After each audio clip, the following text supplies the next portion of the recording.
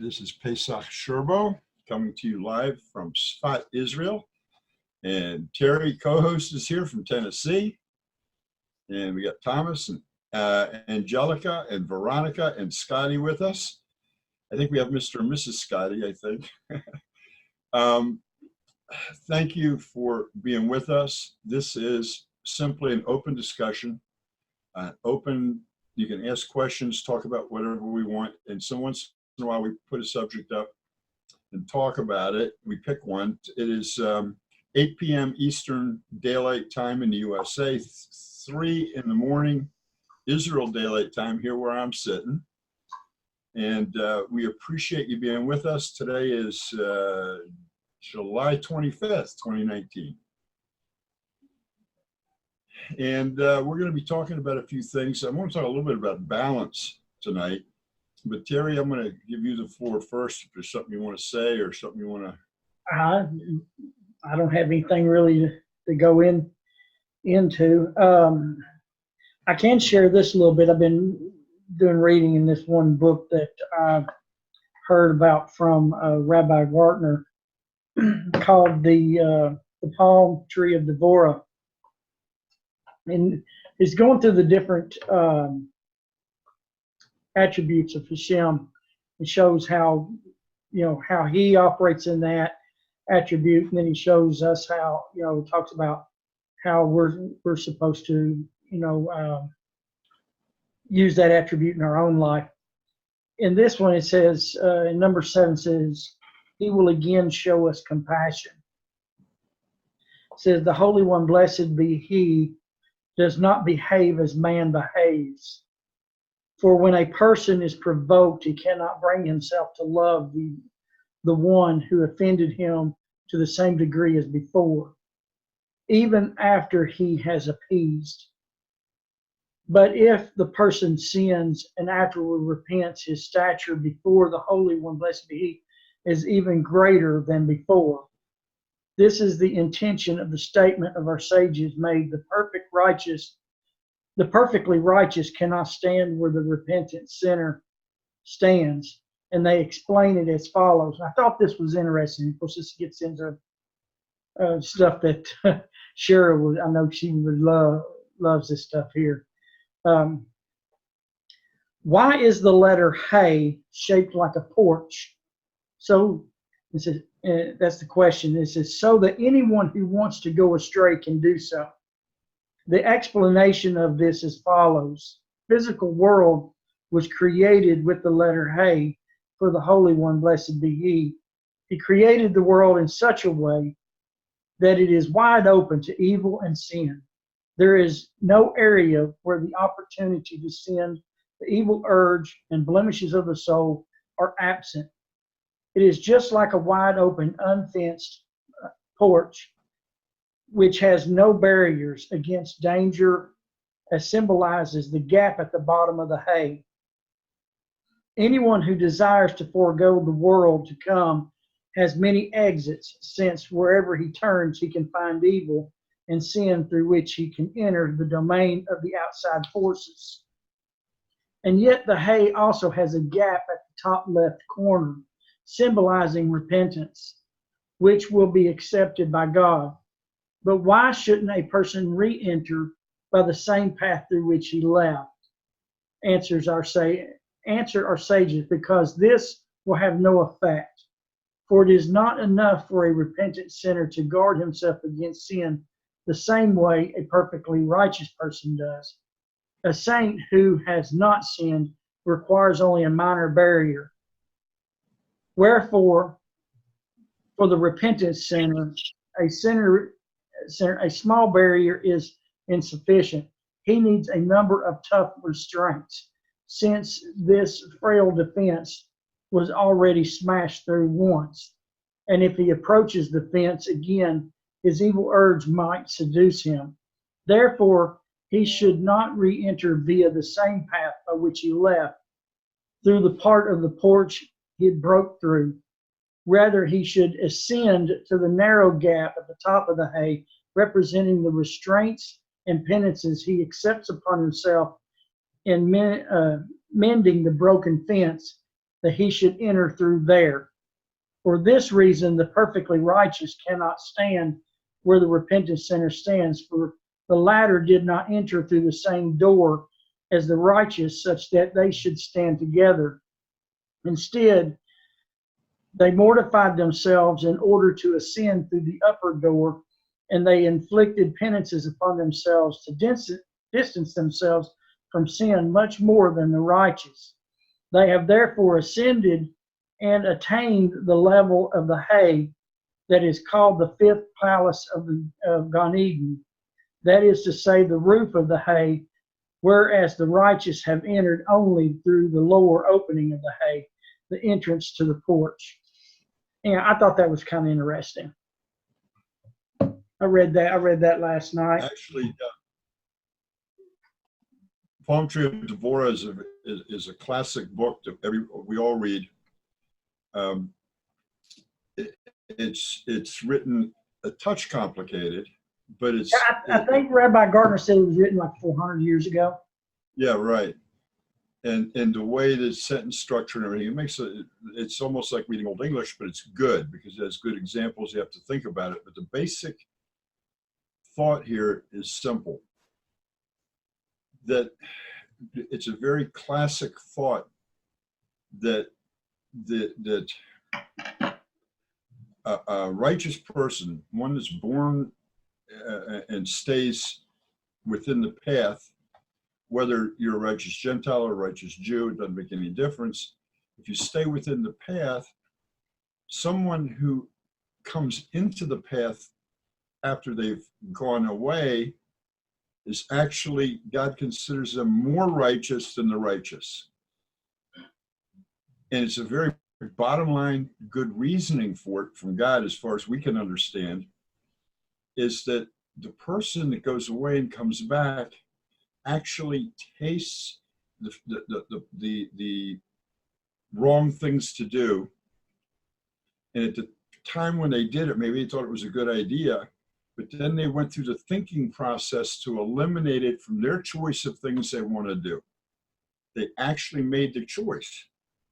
Choose life or choose death. And so that the repentant person said, I'm not going that path, I'm going the path of God. He had to make a physical decision and then go through the steps to bring himself into that small little opening at the top. Yeah, I just, they kind of,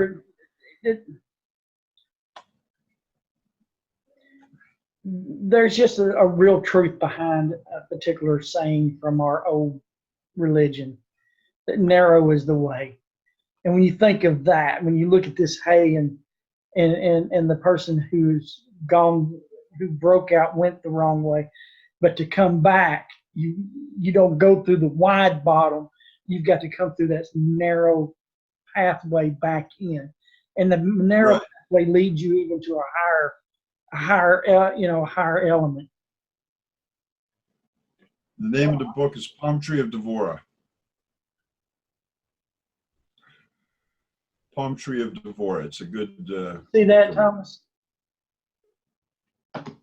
Now, what is the point of what that number 7 there? What is the point of what we just said? The point of what we said is really simple.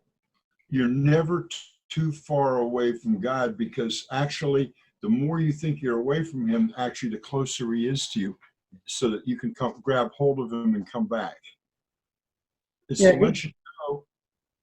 Go ahead. It's to let you know that it doesn't make any difference what you've done. It really makes no difference if you truly realize what you did is not what God wants you to do, and you turn around and do what God wants. Then you say to yourself, what about all these sins I did? What about these terrible things I did?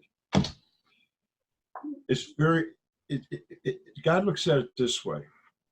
When you're doing the wrong thing and you're in violation of how he wants you to live as a human being, you're wrong. You're doing what we would call evil, quotation marks. And then when you decide you're going to turn around and come to him, he looks at what you did and say, wow, if you didn't do those things, you wouldn't have come back to me. You never would have been this close to me.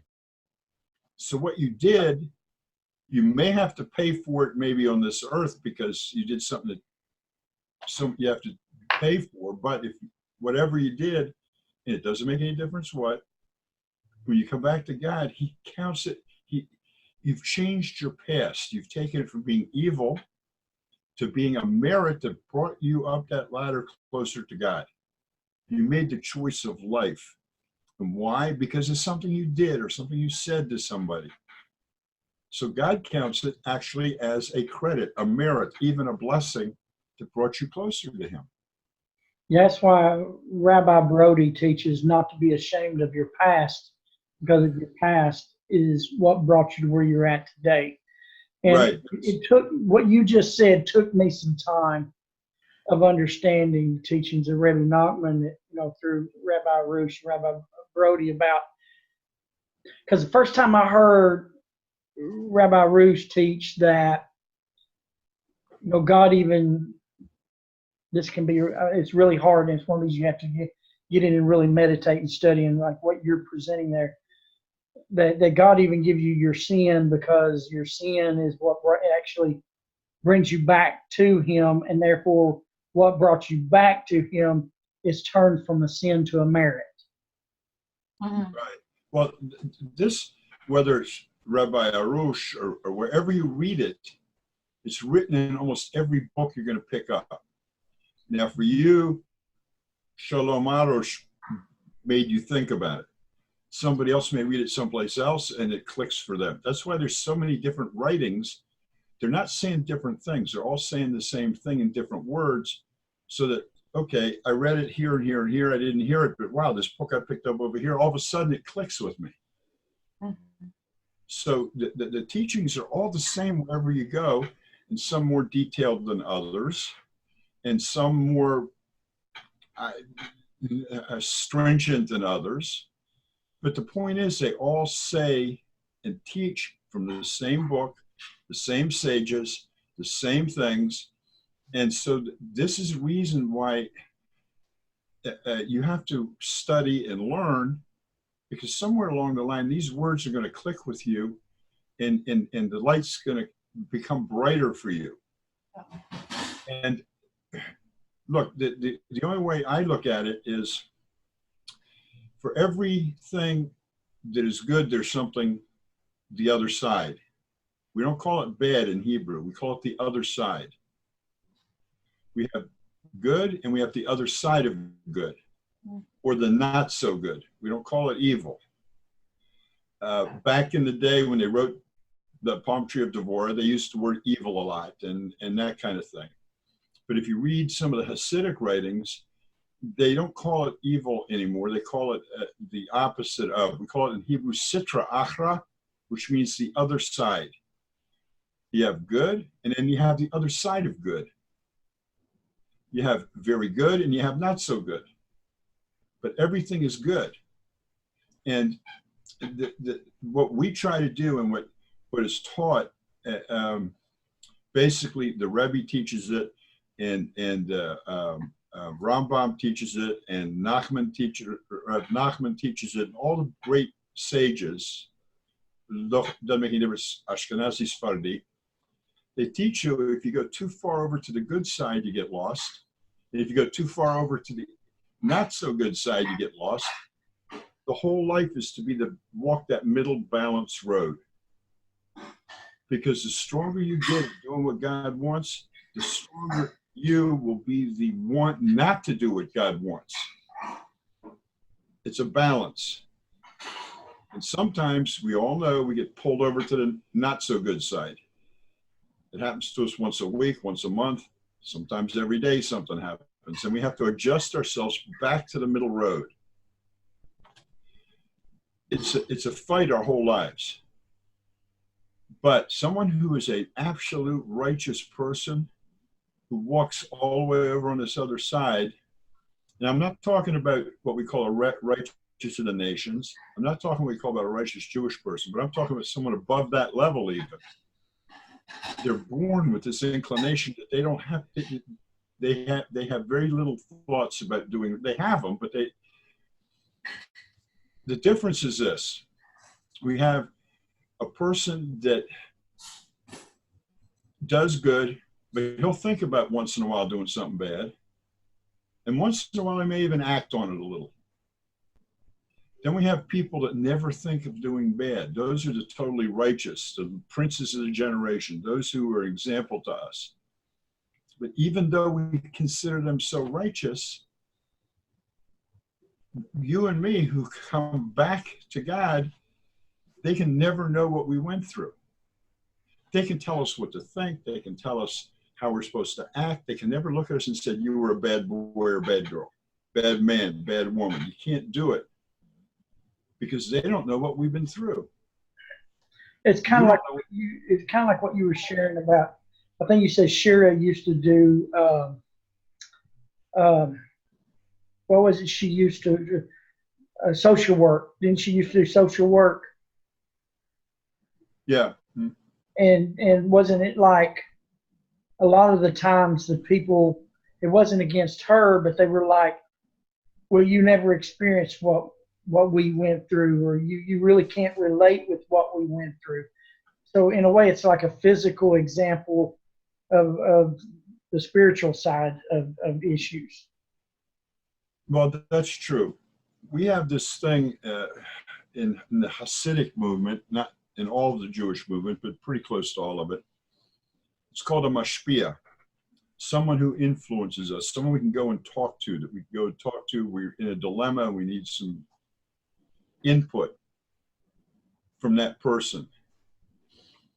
And Shira has a mashpia in her life, a woman that she goes to and she talks about things and all that. And Shira asked me the other day, do I have a mashpia? Do I have someone in my life that I can go to and talk to? And I thought about it and I told her, no, I don't. But I've been that way since I was 18 years old. I've had no go-to person in my life. And everybody has a go-to person in their life, almost everybody. But when I was about 18, I decided I was going to, without going into a whole lot of personal history, I had to depend on myself for all my decisions, whatever they were. I had to sit down, figure them out, go which way to go forward. So now at the age I'm at now, when I first came here, moved to Sfat about 3 years ago, maybe 4, I looked for a mashpia, somebody I could sit down and talk to and open myself up to that could help me grow in a certain direction. And I couldn't find anybody. And the reason why is exactly what you just said. A mashpia should be someone that has been there, done that. Mm-hmm. When you go to them with a problem, and they know from experience, not from book learning, mm-hmm. what it is that needs to be done. You know, people use psychologists and they use counselors and they use psychiatrists and pay a lot of money for them. And I've got nothing against that, but I always remember one thing. When you sit down in front of somebody like that and you pour out your heart to them and your problems to them, they probably have no idea what you're talking about other than book learning knowing. You don't know what you're going through inside, the torment in your heart, in your mind. And so they give you back what they learned in their books. And it's like they have, okay, this is the situation you're in. The book says teach this. And they keep you coming back and focusing on the past. Let's see what happened when you were 6 years old. Let's see what happened when you were 10 years old. Let's try to figure this out, why you're the way you are. Because not being there, done that, they don't realize one thing. You don't look back, you look forward. Whatever was happened to you in the past, it happened. Okay, it's over with. You can't do anything about changing the actual thing that you thought you did, the experiences you had, whatever it is.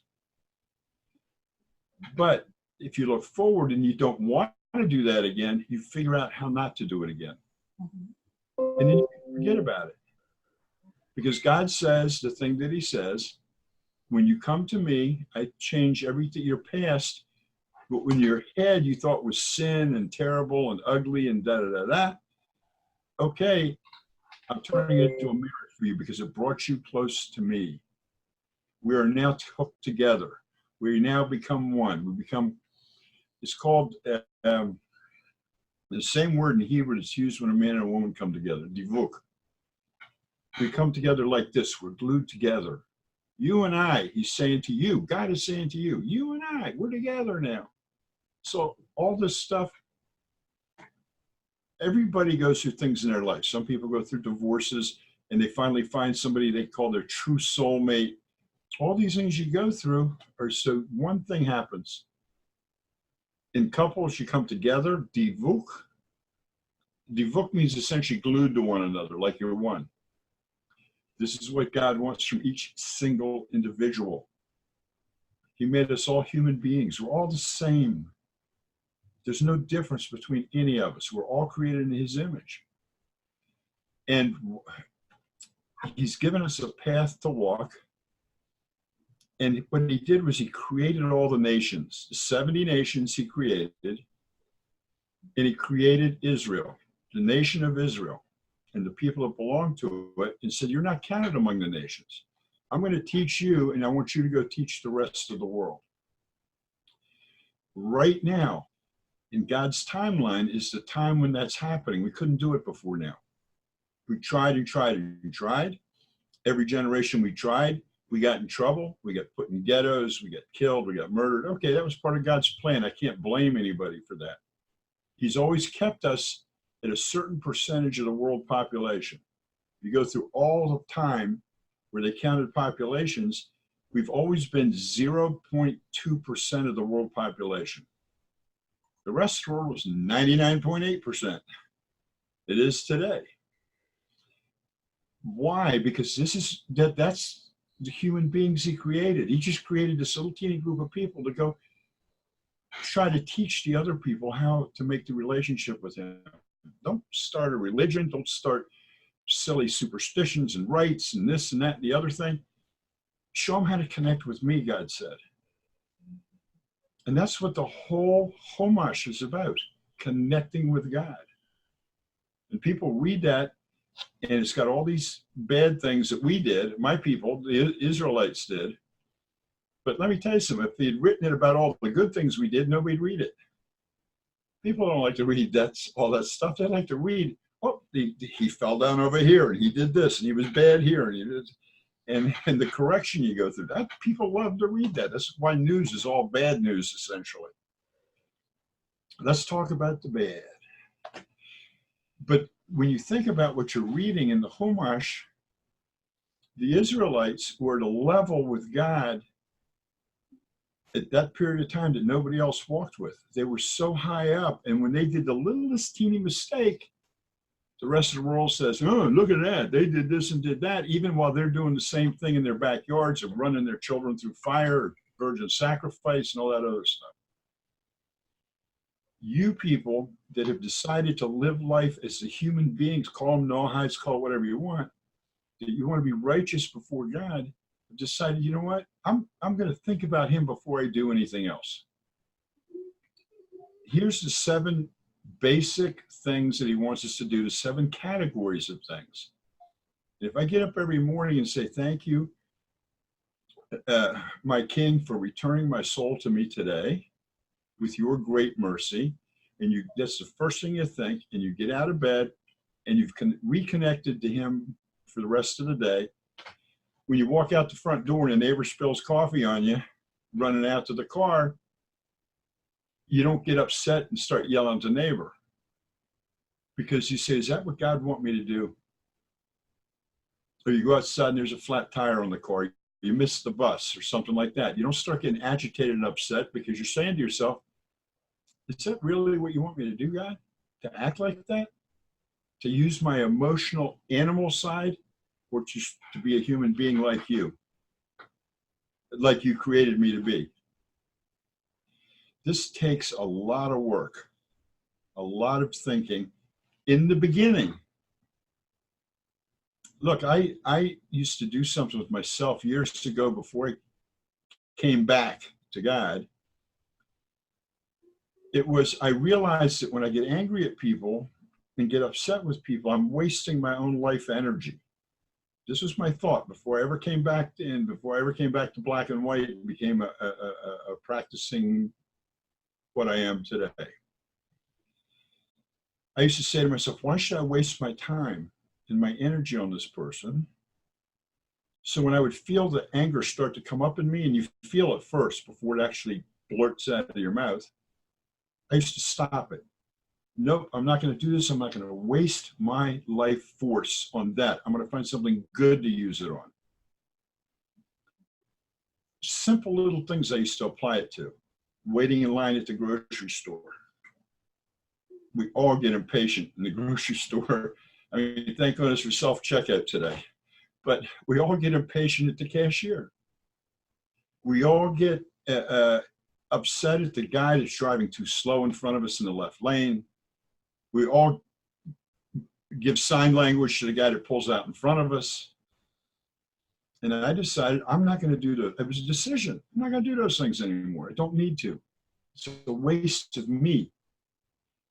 The guy that pulls out in front of me in a dangerous way, lady, man, I hope you get home safely to your family. And that would be it. I wouldn't get upset about these things anymore. It took me a lot of work to do that. Now, one of my biggest tests today, yesterday, I had to go pick up Shira at work and take her somewhere. And I told her I'd be there in 10 minutes because the spot is not that big. It took me 20. Why? I pull out of my driveway. There's a guy going down the street at 15 miles an hour. And I get up to the section and I turn right to go down there. And there's a truck blocking the street, unloading some stuff. And then he starts moving, and a Jeep pulls out with a door on the roof, and they're holding it like this and strapped around, and there are 4 ways on. And I'm driving 3 miles up the road at another 15 miles an hour. The guy didn't think, oh, I'll pull over and let everybody by. And there was a long line of traffic behind him. Then finally I get to a circle. And I said, I know he's going to go left because I got to go right. And guess what? He went right. And the roads here are very narrow. And if somebody parks a little wrong on one side of the street, you actually got to slow down and go around that car and around another car. It's very difficult to negotiate sometimes. We're on the side of a mountain here. And it took me 20 minutes. So Shira said to me, I got there, what's up? And I said, it was one of my traffic tests. Because I could have gotten upset, and I could have been beeping the horn, and I could have just sat there, and I had a teaching thing on the radio, and I just relaxed my way up there. But I could have been a bundle of nerves by the time I got up there, because I was so aggravated that I was going to be 10 minutes late to pick my wife up. I made a conscious decision those things weren't going to bother me anymore. Just wasn't going to happen. People weren't going to rattle me anymore. I wasn't going to let them step into my life. I had control of my life. And this is before I hooked back up to God, by the way. I mean, I've always believed in God. I've always trusted God for everything. But I wasn't what we call in quotes now a religious person. I didn't go to prayer 3 times a day. I wasn't what we call Shomer Shabbat. I didn't do the Shabbat properly. Sometimes I would drive. Sometimes I would cook food on Shabbat. I'm a Jew. I'm not supposed to do those things. But there was a time in my life that I said, nobody wearing a black hat and a white shirt is going to tell me how to live my life. Not realizing it was God telling me, not them. And I finally came around to understanding, because I was born into the nation I was born in, the nation of Israel, the oldest nation on the face of this earth, the only nation that everybody's tried to destroy, and the greatest powers on this world. We've never had a war with a small people. It's always been the Babylonians, the Assyrians, the Greeks, the Romans. It's always been the most powerful countries on earth that we've been at war with. And here I am, part of that nation, sitting on my own ground with my own army here. And for 2,000 years, we didn't have an army to defend ourselves. God did this. He did it for a reason. And I realized the reason is because I was born into that nation, that I'm supposed to be following him. He's the one that did this. We didn't do this. He did it. Did I have a choice where I was born? No. Did I have a choice whether I was going to be born into Israel or be part of the 70 nations? No. God put my soul where he put it. I have to do the best I can with it from now until I go back to be with him. The point I'm making is your whole day is full of decisions, and the other side of you, there's two, I guess it's repetitious to talk about the two different souls in everybody, the animal soul and the godly soul. But when you let the godly soul start to control your life and to calm down the animal, not break it, not tear it apart, not try to get it to leave, but just control it.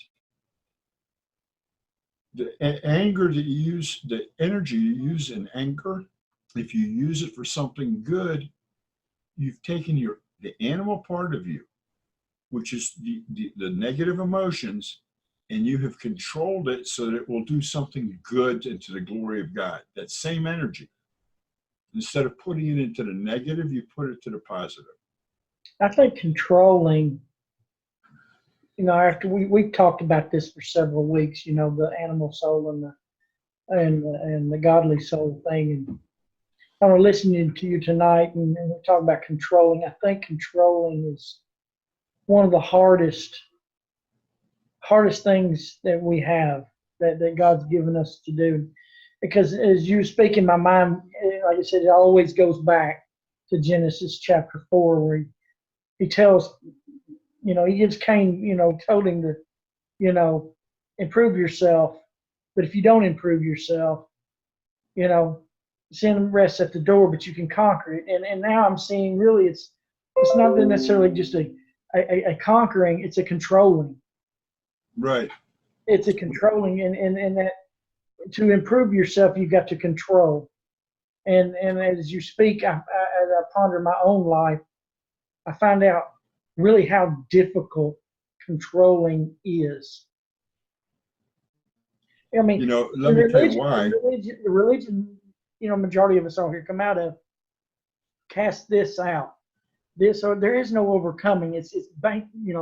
I put you behind me. You get out of here, and it's you're going to be freed from this and free from that. There's nothing left for you to do. You confess the name, and it's all over with. But when you come back to the Torah, it's all about control. It's what you do, and so many people think that the 7 laws is not enough.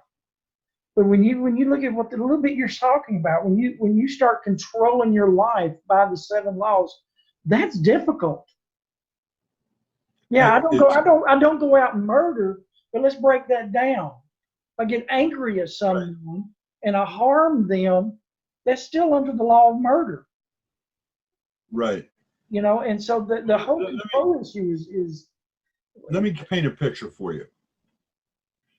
When you're born out into this world, you have an animal soul. It's just the way a cat and a dog and an elephant and a giraffe and every other living being has that animal soul. Without it, you can't exist. It controls your flesh. It comes in birth. You come out, you take your first, and you clamp your hands together like that, the little babies. That's the animal soul.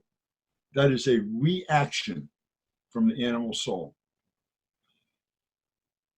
Your connection with God usually doesn't come until you're about, for women, it's around 11 years old. For guys, it's around 12 years old. When that godly soul in you starts to wake up. And then you spend the next, up until 20, you should be spending learning and how to control it and so forth. That's why the age to go to the army is 20, when you can start receiving orders from a higher authority or a higher general or something like that. But getting back to this, when the animal soul realizes that the godly soul has woken up, it's saying, whoa, wait a minute, I don't want you here. I was here first. I'm in control of this body, not you. And a war starts. What is the war? It's like 2 kings, and now that want to control the same city. Your body is the city, and you got your animal part that wants to control it, and then you have the godly part that wants to control it. And the animal part is actually stronger because it's been there longer. And he says, you're not going to knock me out of here. You're not going to control me. I'm going to control everything. And an actual, it's almost like a war starts in you, a battle for the city, the body. Which way is the body going to go? Is this king going to rule over it, or is this king? We are so used to allowing our animal emotions to control us. A lot of people go through life and never realize there's another part in there to be woken up, or that wants out, that wants to influence the way they're doing things. Some people, and I notice when I'm talking to women especially, that a lot of women who leave different religions and start looking at either being a Jew or following the 7 laws, sometime in their life, in their early teens, they started thinking about it. Some put it away and forget about it. Some, it gets stronger as they go along. And the big wake up for a lot of people happens in their 50s. Now, why does this happen? You know, everybody knows the phrase terrible twos, right? Everybody knows the phrase, knows that when teenagers are going through something, it's hell in the house. You know, those are stages of life. Well, life is broken into stages. A woman who has a much stronger spiritual connection to God than man does, by the way, guys, sorry I have to say it, but it's the truth. Why do I say it? We can't create anything. Women create life from nothing. God allows it to happen. What do? We contribute a little bit, but they do it. The life grows within them, and it comes out onto this earth. And their connection to God is so much stronger than ours, especially in a spiritual sense. We have to work at it real hard, guys. Sorry. And if you look around in the groups now that are studying, and when I used to go across America teaching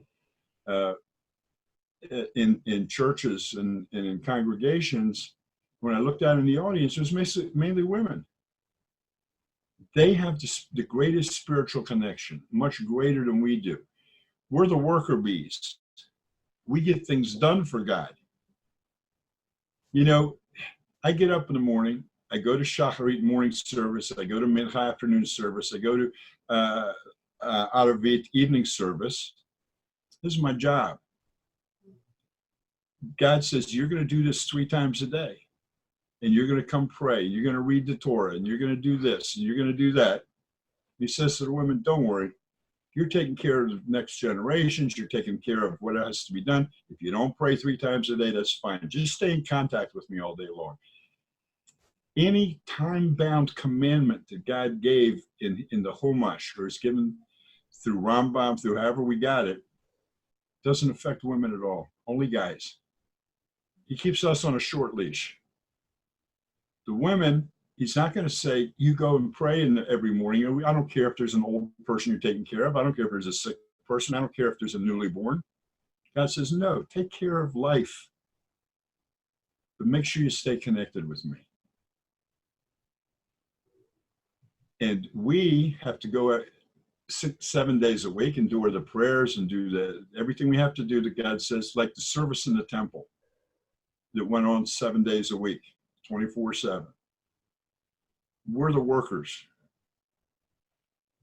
Even when it comes down to our own homes, we supply the shell of the building. We supply the food. We keep food in the house. So women take care of everything else.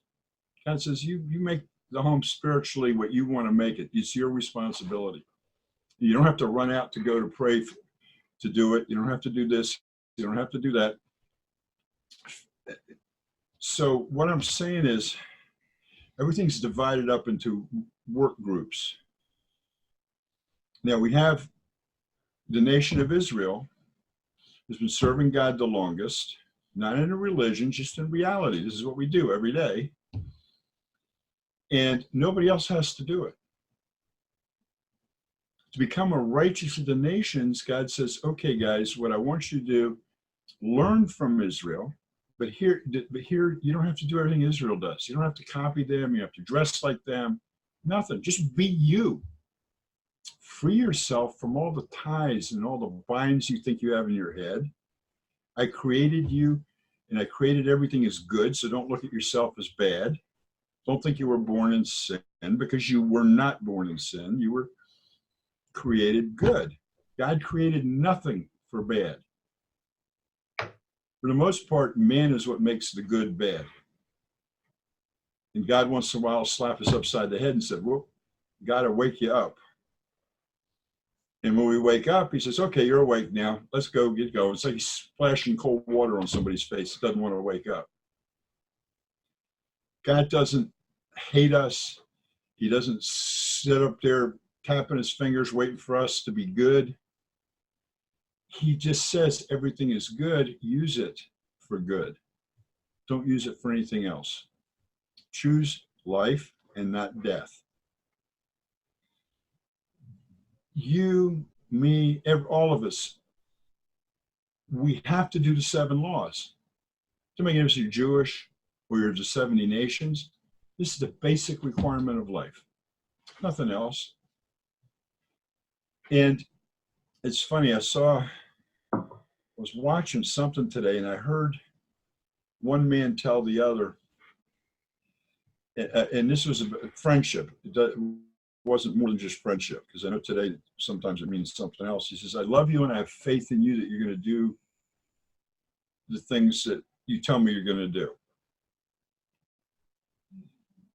And it reminded me of the word faith, which we talk about all the time. It's simply knowing that somebody's going to do what they're going to do. But when he said, I know you, to his friend, this is how we're supposed to know God. Yes, God, I know you. There is nobody else but you. You're my best friend. You and I have a relationship. We're together. And I have faith that you're going to do what you promised me to do, whatever it is. The thing is, people get so taught in the wrong direction as they're growing up that a lot of people think that they're worthless or they can't do what's right, and they fight against the truth. But it's the animal side of them that is fighting against the truth. They don't realize they can make a decision. Every single minute of every day, we're making decisions. Stay connected to God, don't stay connected to God. Stay connected to God, don't stay connected to God. And I know every week I use the same example, but it's the best example I have. When 2 people get married and they're working together through life, and if the husband or wife goes to the grocery store with a shopping list, and if the husband goes to the grocery store and he's looking to pick up apples, or he's looking to pick up bananas, or he's looking to pick up an avocado, the first thought in his head is, let's see, is this avocado soft enough? Is this the way my wife likes it? Or the banana is the right color? Because the color of the banana is whether it's soft or harder. You're always thinking about the other person in your life. You don't say, well, I don't care what the other person thinks. I'm just going to put a bunch of stuff in the cart and take it home. Even when it comes down to brand names, you don't do that. You're always thinking about the other person in your life. We're supposed to do the same thing with God. We're supposed to put God first. Does he want this brand or that brand? Does he want it this soft or that hard? Or if we can get used to doing that, you automatically become that righteous person that he wants you to be. It's not some big mystical big deal.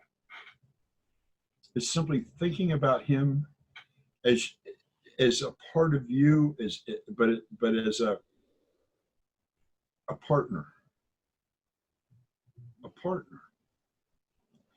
Why in the Torah are we told many things to do and not told how to do it? He tells us there should be a sign before your eyes, a frontlet between your eyes and a sign on your arm. What the heck does that mean? His words. He said, this is what I want from you. You decide how to do it. But that's what I want from you. And that's where tefillin come from, phylacteries. Every morning in morning prayer, we put a box on our head and a box on our arms. Because God said, and you know what? When they first started using them, they used to wear them all day long. until they decided, whoop, just got caught in a piece of machinery and this is too hard to do. And then the whole thing came down to, okay, only on morning service, 6 days a week, we put them on. God created the heavens and he rules it. And I'm using the heavens in quotation marks. He gave the earth to man. When he set Adam down in the world, he says, here, go take care of my world. That's your only job. You got one job to do, man. Adam means man. One job, take care of the world. It goes back to, proving your point. He didn't give Adam the name of the animals. Adam named them.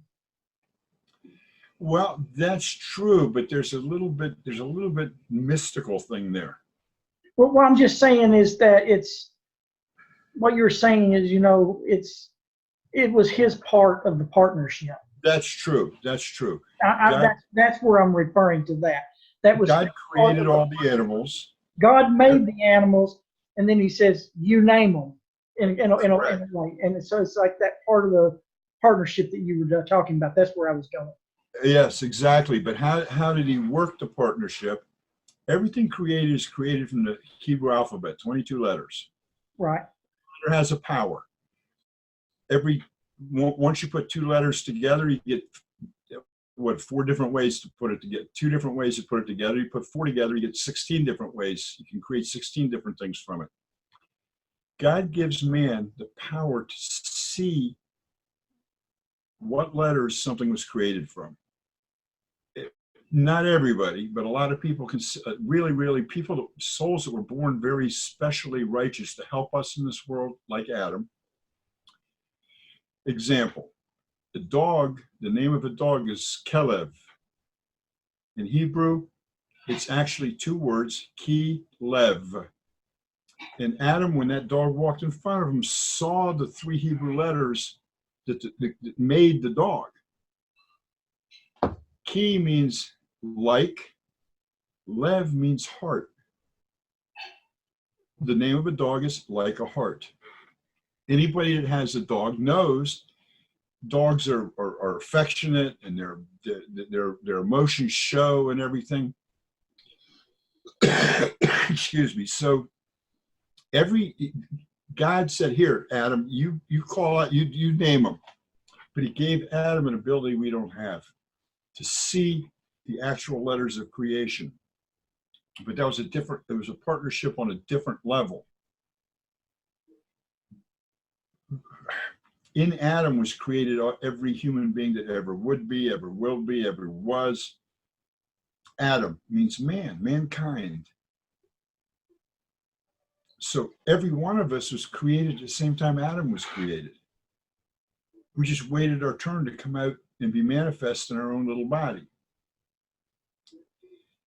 So when it says he took earth and dust and he created Adam, and then he set Adam down in the Garden of Eden. He said, watch over my garden, which is the earth. Then there woman was made in the Garden of Eden, not from dust and mud, but separated from flesh that was already made.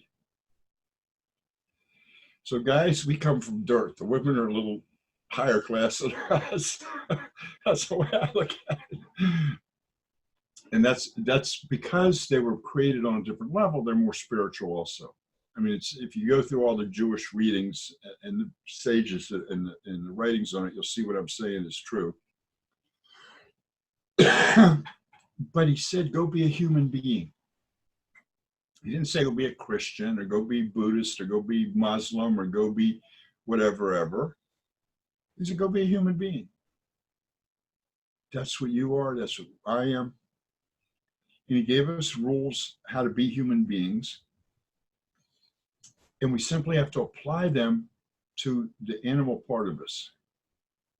And I always use the same example, and I know people get tired of hearing it, but the animal side of me, I consider like a wild horse.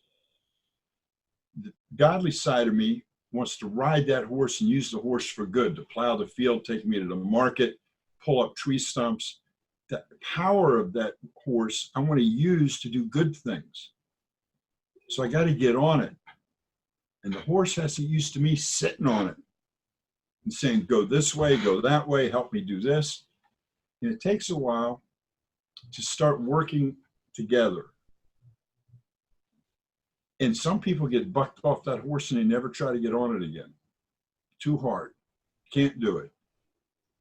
But if you keep getting back up on the horse, what do they tell you when you get thrown off a horse? First thing you gotta do is get back on and ride it, right? Same with a bicycle. But we're gonna stick with the horse.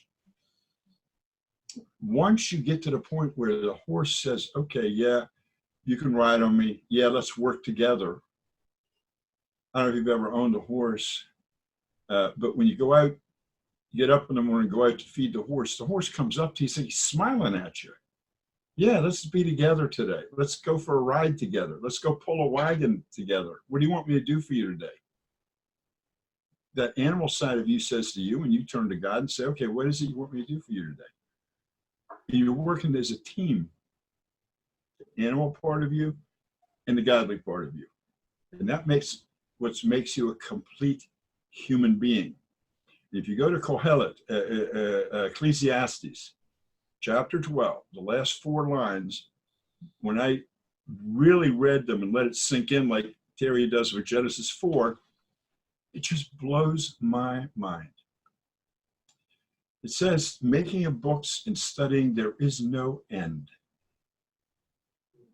But let me tell the bottom line of everything, and I'm paraphrasing.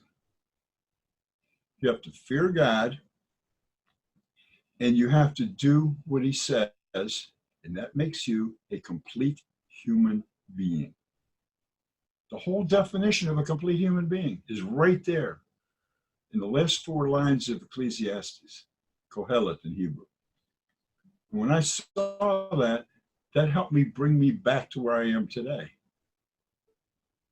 What else do I have to do? Fear God, which doesn't mean, oh God, I'm so afraid. Fear him with awe and reverence and know that he's in control and know that he loves you and just do what he says.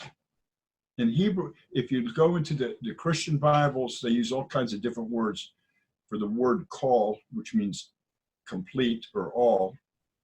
They use duty is a big one.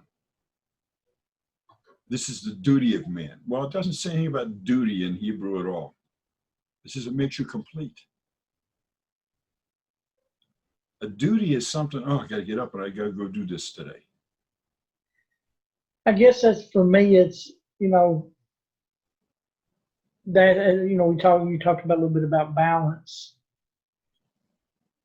because I ponder some of the stuff. This what you've taught in the past on being complete.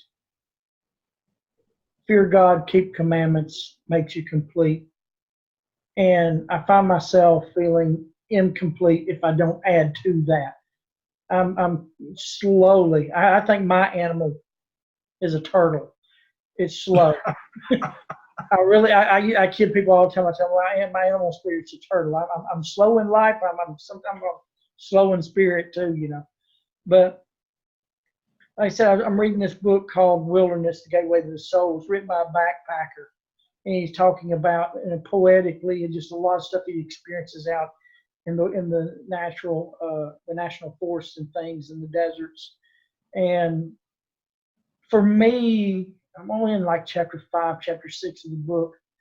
For me, it's like I get from it is it's time to pause, and be that it's time to be that complete human being without adding all the extras. That actually, you know what, you're right, because as you're speaking, it came to me again to say these words. God he's not looking for you to rise to some level. Oh, I got to get way up here and I got to do it. And I got to do it as quick as possible. I got to read a bunch of books. You got to do this, got to do that. He says, no, put your foot on the first step. Put your foot on the first step. Then when you're ready, put it on the second step. And then when you're ready, put it on the third step. And then you look up and say, look at all those people way up there, been doing this for 20 years and 50 years. And look how higher they are above me. Yeah. Know something, remember this every time. they're not above you. God doesn't care if you're on the first step or you're 200 flights up. He looks at you as the same. The minute you put your foot on that first step and start doing what he says to do, you have become the righteous person he wants you to be. The rest of it is just learning how to do it a little bit better. But it doesn't make you more righteous than the guy who's been doing it for 20 years. You don't have to try to catch up with that person. You don't have to reinvent things. You know, there's a lot of people out here teaching that say, well, you know, I'm teaching where I'm at today, and, you know, I changed some here and I changed some there and that. And that's really not what they're supposed to be teaching. God says, if you know A, teach A. Not your opinion, not what you think. If you know A, teach A. When you know A and B, teach A and B. But don't tell somebody this is where I am today, because they may think it's good to be where you are today. But that's not the case at all.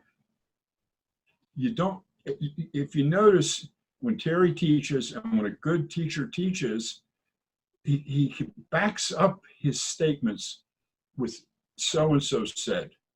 And it's always back to who said it better and where I learned it from. I sit before you and I'm giving you, we talk here for an hour and I'm just putting things out to you.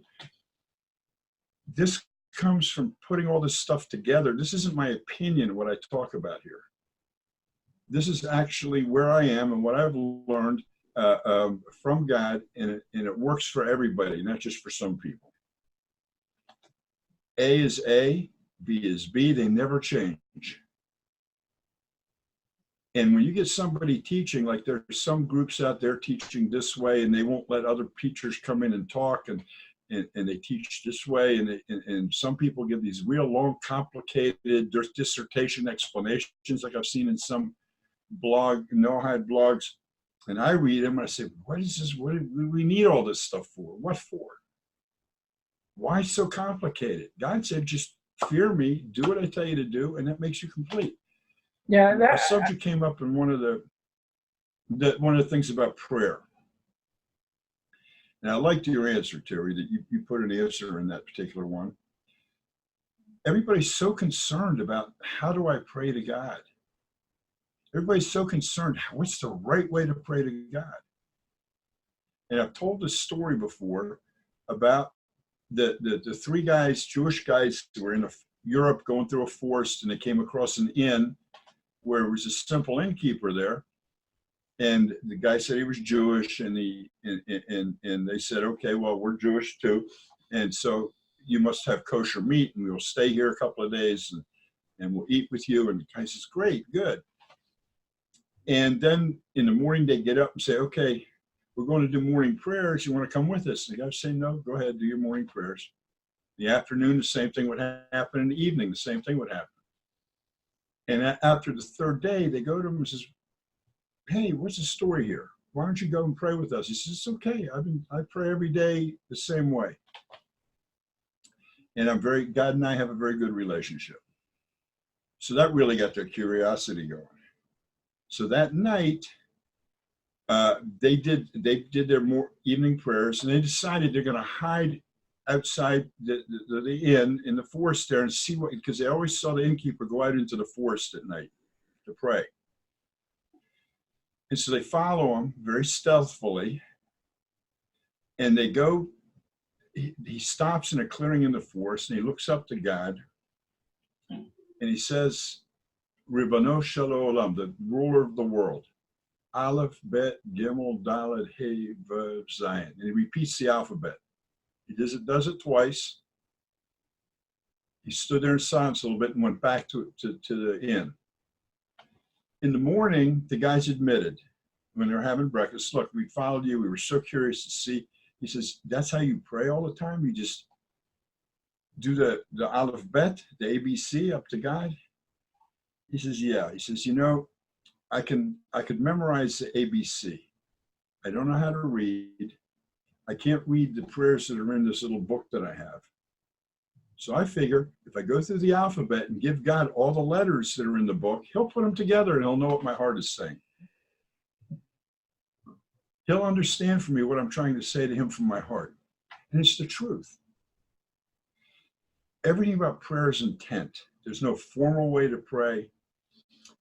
Yes, Israel has a formal way to pray, but it follows the service that used to be done in the Bet HaMikdash, that we have to remember how to do it when the third Holy Temple is built. We're practicing so that it goes from generation to generation, these teachings, how to do this, how to do that.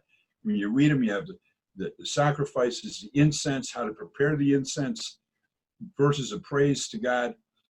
All these things are things that happen at the Holy Temple. Even the inside of a shul is designed how it was in the days of the Holy Temple.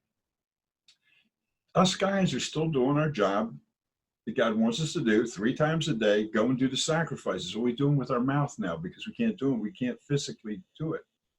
The point I'm making is, if you're not part of Israel and you want to pray to God, it's easy.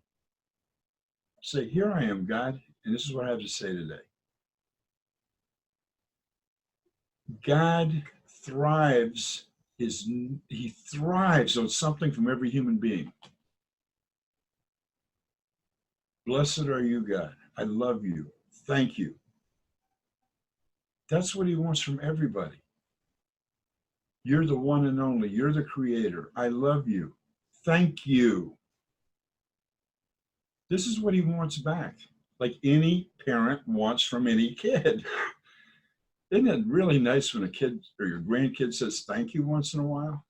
Doesn't it just make you feel good? This is what God wants from us. Now I'm giving him human attributes that maybe he doesn't have, but I've learned this through the sages, that and through the readings I've done.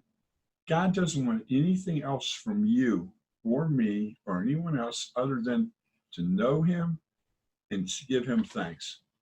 That's all, for the life, the good life he gave us in these bodies, because we go on to the next level of life when we're done with these bodies. We don't know exactly what happens, but the soul part of us that belongs to God never dies. It's eternal. He creates for eternity. The body may die. It may go back to dust.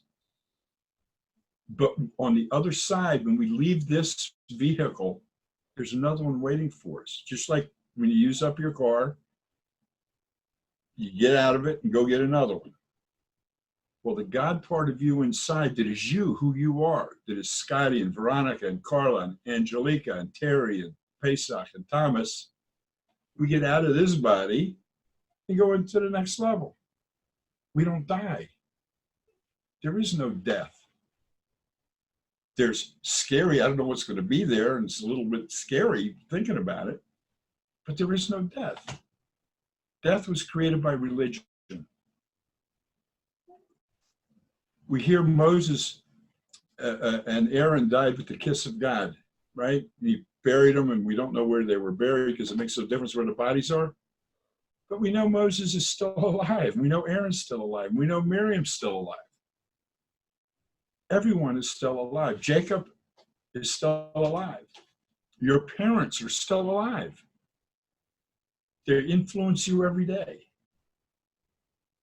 And how many times you said, I sound like my mom, or I sound like my dad, or wow.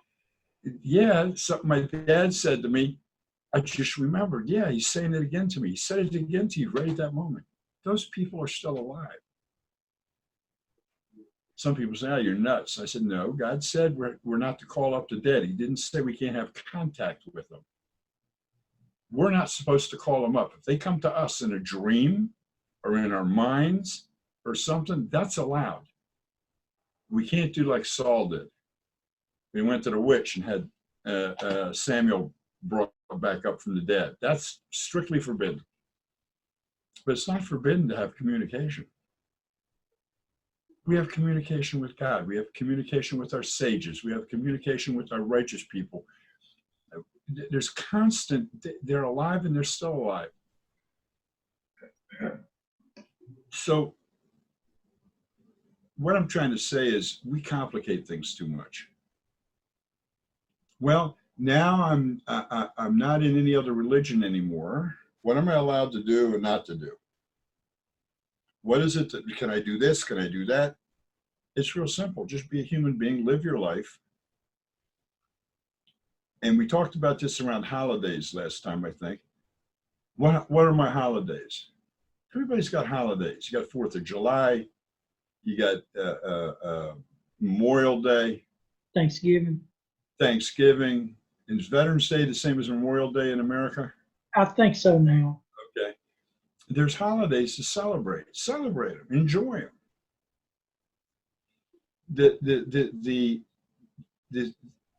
What God wants you to do is just live your life, be who you are, who He created you to be. Now, you got to be careful with that, because that's what the snake said to Eve. He created you as an animal, live like an animal, like I do. I'm the snake. This is the way He created me. I'm going to live like He created me. Well, the snake has no choice. Neither does a lion, a tiger, or an elephant. You and I have a choice to learn to control the animal part of us and run it with the godly part of us. Now, I know it's getting late, but what I want to do now is just open. Anybody have anything they want to say or any questions they want to ask me, just do it. Let's do it, if anybody has anything.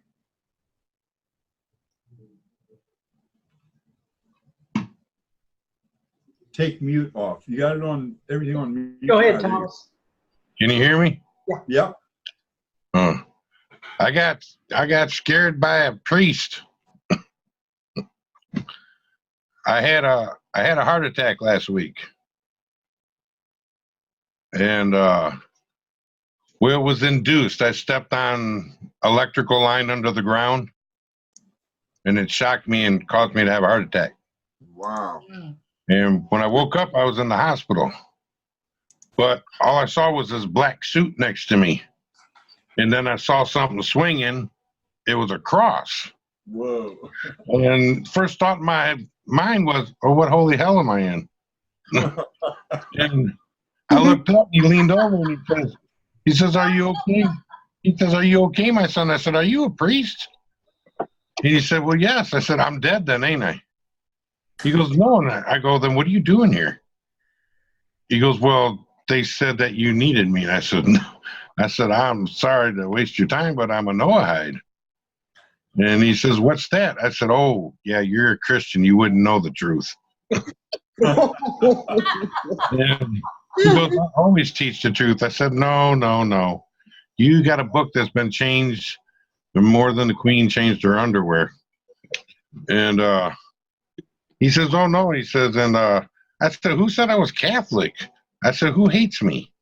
And then the doctor comes in and they said they found a rosary next to me. I said, it wasn't mine. And I said, you guys should have looked at my paperwork here at the hospital. It says I'm a Noahide. If anything, call a rabbi. And they said, well, we don't have a rabbi here. I said, well, you need one. I said, some people need the truth, you know. And they said, well, we can call Midland. I said, I'm awake now. I guess I'm good. But I said, you got a Tanakh here? Or what's that? I said, it's the book with the real word in it, you know. He says, oh, I got a Bible. I said, no. I don't want no blasphemy. I think this priest was getting mad at me because his face was getting redder and redder. Thomas, did you eat rattlesnake before you? I asked them if they had lox and bagels too, but they didn't. Do you live in Texas? Michigan. Oh, okay. You said Midland. I'm a northern redneck. Okay. I drink my tea without sugar. But it's nice to see you guys. Nice to see you. You got a lot more work to do. Just keep hanging in there. Oh yeah, I was like,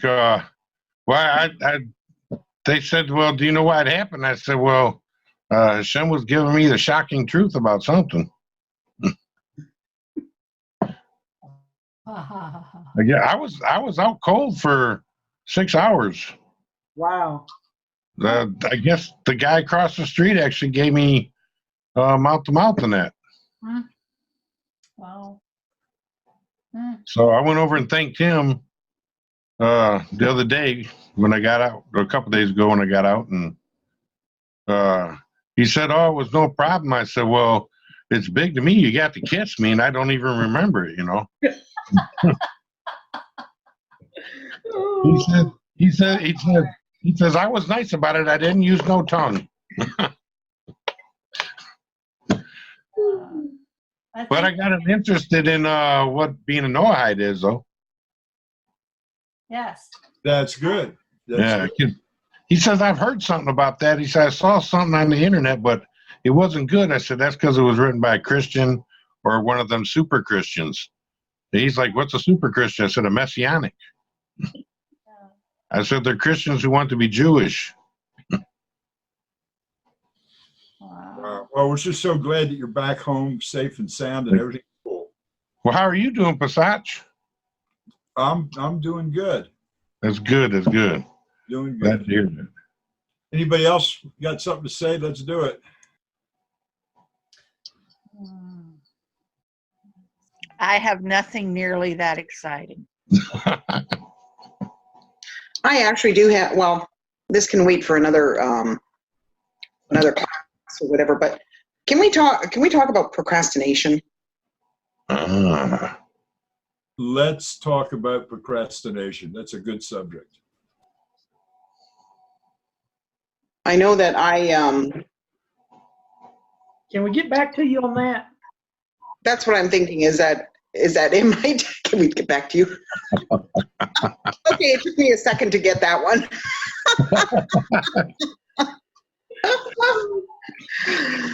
I'm No, guilty. I'm just dealing with a lot of procrastination and just trying to figure it out. Okay. First of all, I'm going to put me on mute and take me off camera just for a second. I'm going to get a cup of coffee, but I'm listening to every word.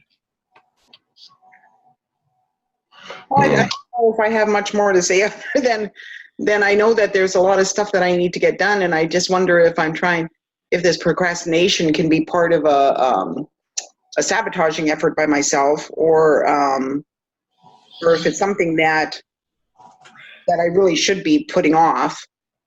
So I don't know how to tell what's the root cause of it, or if if that's just me, that I'm a procrastinator. Let me tell you something. That's an excellent question. And the follow-up questions are excellent questions. There are people that procrastinate through life, even with their relationship with God. You're not one of those. So you're not that kind of procrastinator. When it comes to, well, I'm supposed to clean out my closets and I'm going to do this or I'm going to do the other thing. And yeah, okay, I'll do it tomorrow. If I don't do it tomorrow, I'll do it the next day. And yeah, it sounds like a good idea and I'll get around to it. Good night, Carla. Blessings to you. Night, Carla. Yes. Night. No. Good night. Good night. Thanks, y'all. Bye. Bye-bye. No. One of the things here, Veronica, is, okay, right now I've been procrastinating about a lot of things, but I've been doing it for the reason that my strength wasn't up to what it should be, and it's coming back, and I'm starting to do more work, I'm starting to do more things, so I kind of put stuff off. And when I look at stuff, I put it in some kind of order. What is it that I have to get done, and what is it that I can say, okay, I'll think about it some more. Bye, Thomas. Bye, Thomas. Get you some rest. Brother. Bye, Thomas. Keep that sense of humor, brother.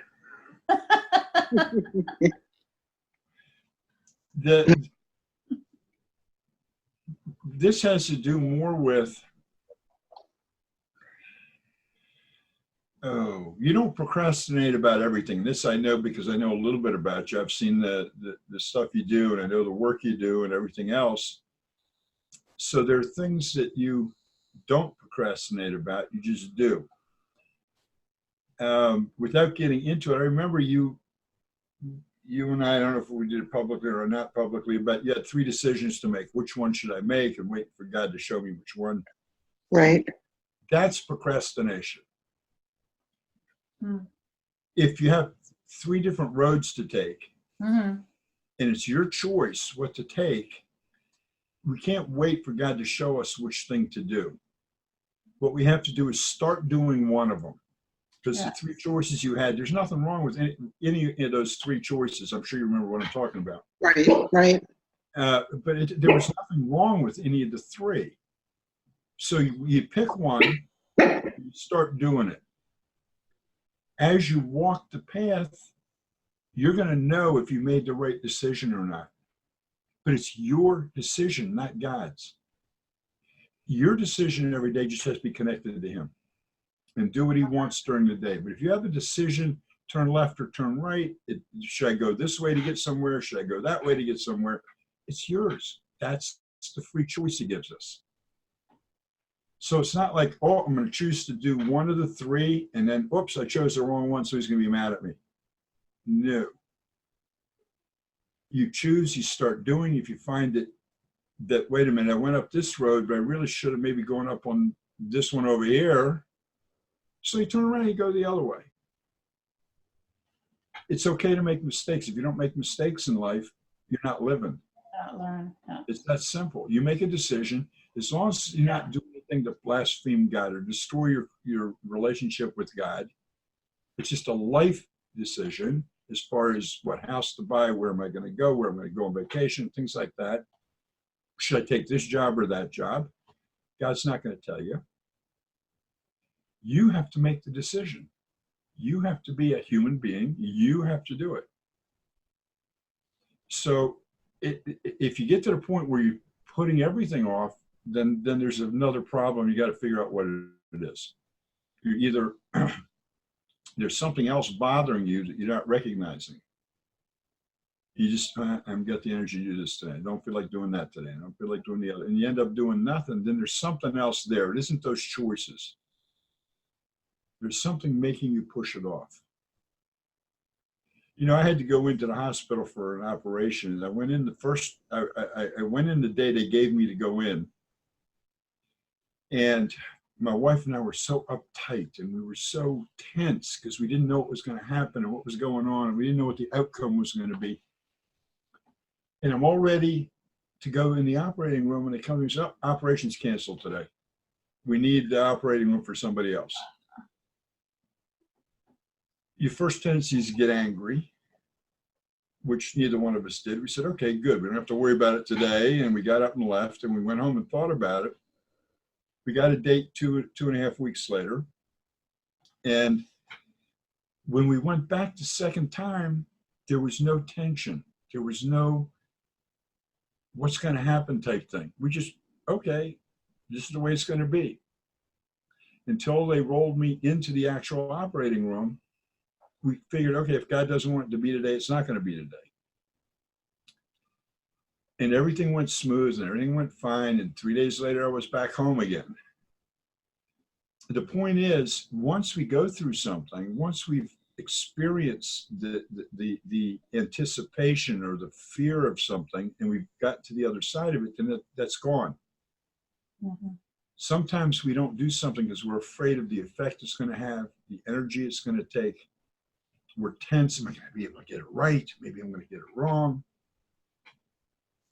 Just put all those aside and just do, because if you're heading down the wrong way, your relationship, if you have the right relationship with God, He's going to say, whoa, wait a minute, let's back up a little bit. He's going to let you know in some way.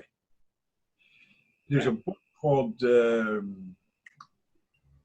Garden of Emunah by Sholem Arush.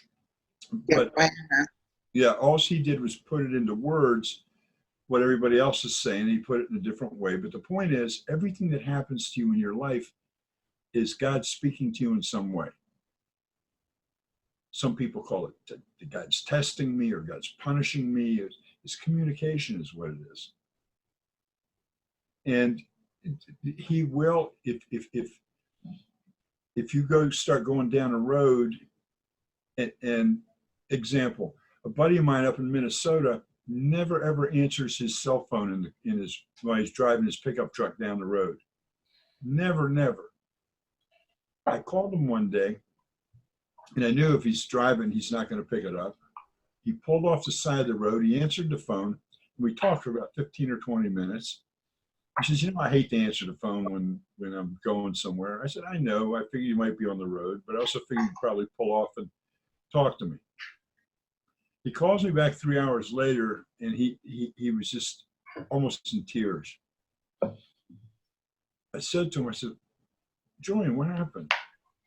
He says, you have no idea. He said, you decided to call me, and I decided to pick it up, and I decided to pull off the road.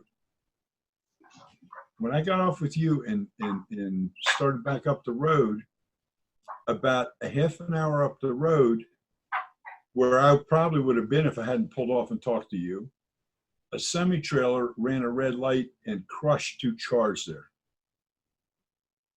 And I might have been there if it wasn't for pulling off the side of the road to talk to you.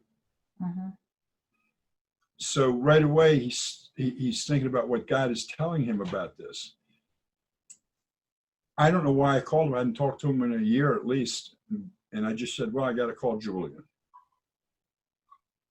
He pulls off the road. He gets up the road.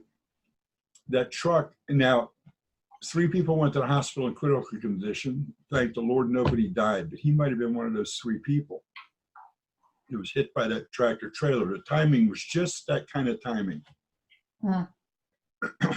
So he started thinking about what God was telling him and what he's supposed to learn from that. And of course, I had to know what I had to learn, because why would his name come into my head after a year? And I'd pick up the phone and I'd call him just at that time. This is the way God does things. But if I hadn't picked up the phone, what would have happened?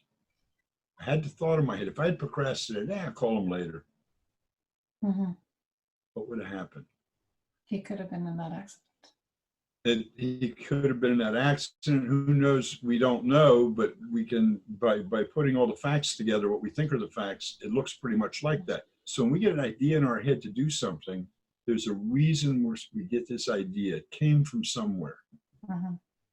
It's our choice then what to do with the idea. So I don't know what your list of procrastination things are.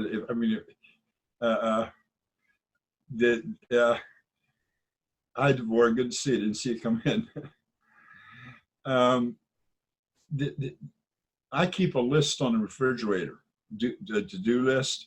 Sharon and I both keep it. Every time we think of something to do, up on the list, and we prioritize. But everything gets done. Everything gets done on the list. Whether it's pick up a bottle of milk, or doctor's appointments, or paid taxes, or whatever the bill, whatever it happens to be, and it all gets crossed off. And everything has a time limit on it. We know that. So it keeps us from doing the big thing we do. Now, what do we procrastinate about? When was the last time I cleaned my office? Things like that. But we always procrastinate about some things. And it's okay. In some instances, in other instances, it's not.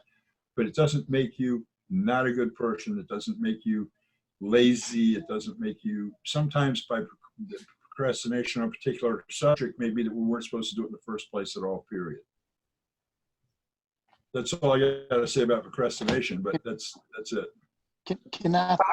Yeah, a couple of things struck me as probably what I'm thinking, and a lot of it is probably fear, and but like you said, it's you make a decision and you just kind of start going with it, and then the other part is things are not moving as fast as I hoped they would.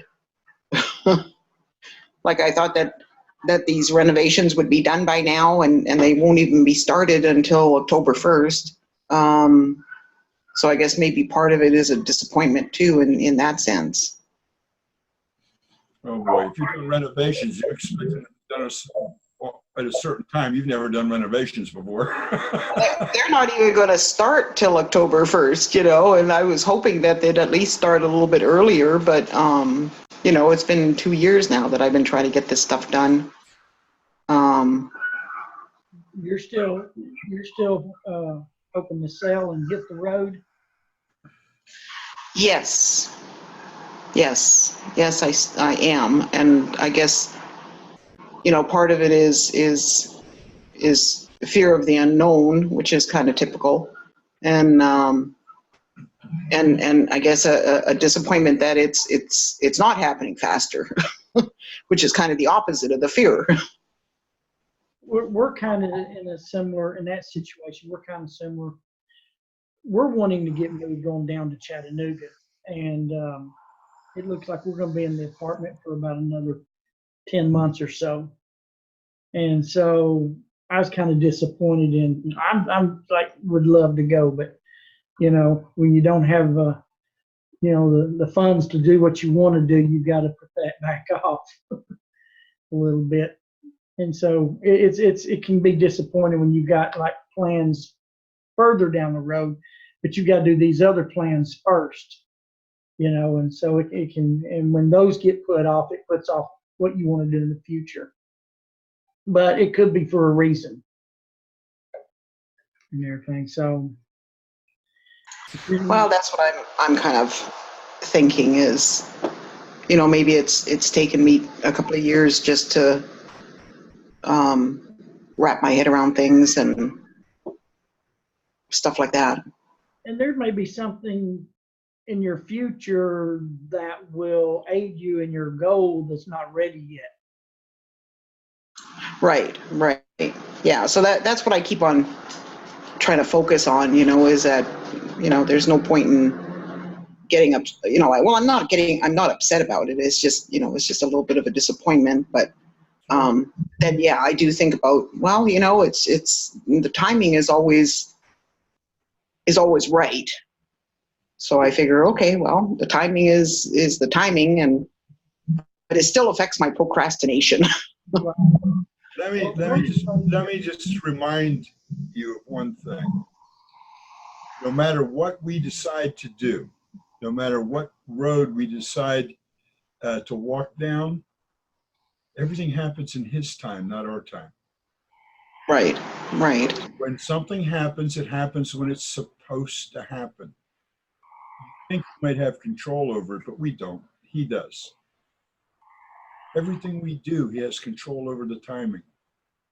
The plan, once we decide to walk with Him, the only free choice we have is what color shirt I'm going to put on today. Do I put cream in my coffee?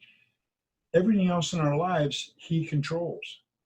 Mm-hmm. When something's going to be done, how it's going to get done in the end.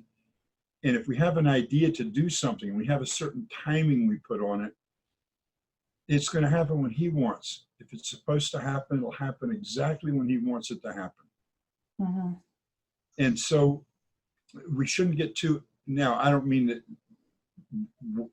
put off filing taxes or follow up those things. He's it's good. The word put in, I'm so glad that Hashem is in control of these major things. And He is. Everything in your life He's in control of. He was in control of when you were born. He was in control of who was your mother. He was in control of where you were born in the world. He's in control of when we're going to go back and be with Him. Yeah. He's in control of everything. And if we turn our lives over to Him and trust Him, trust is the big thing. Trusting Him, then you don't have to worry about things when they're going to happen. They're going to happen.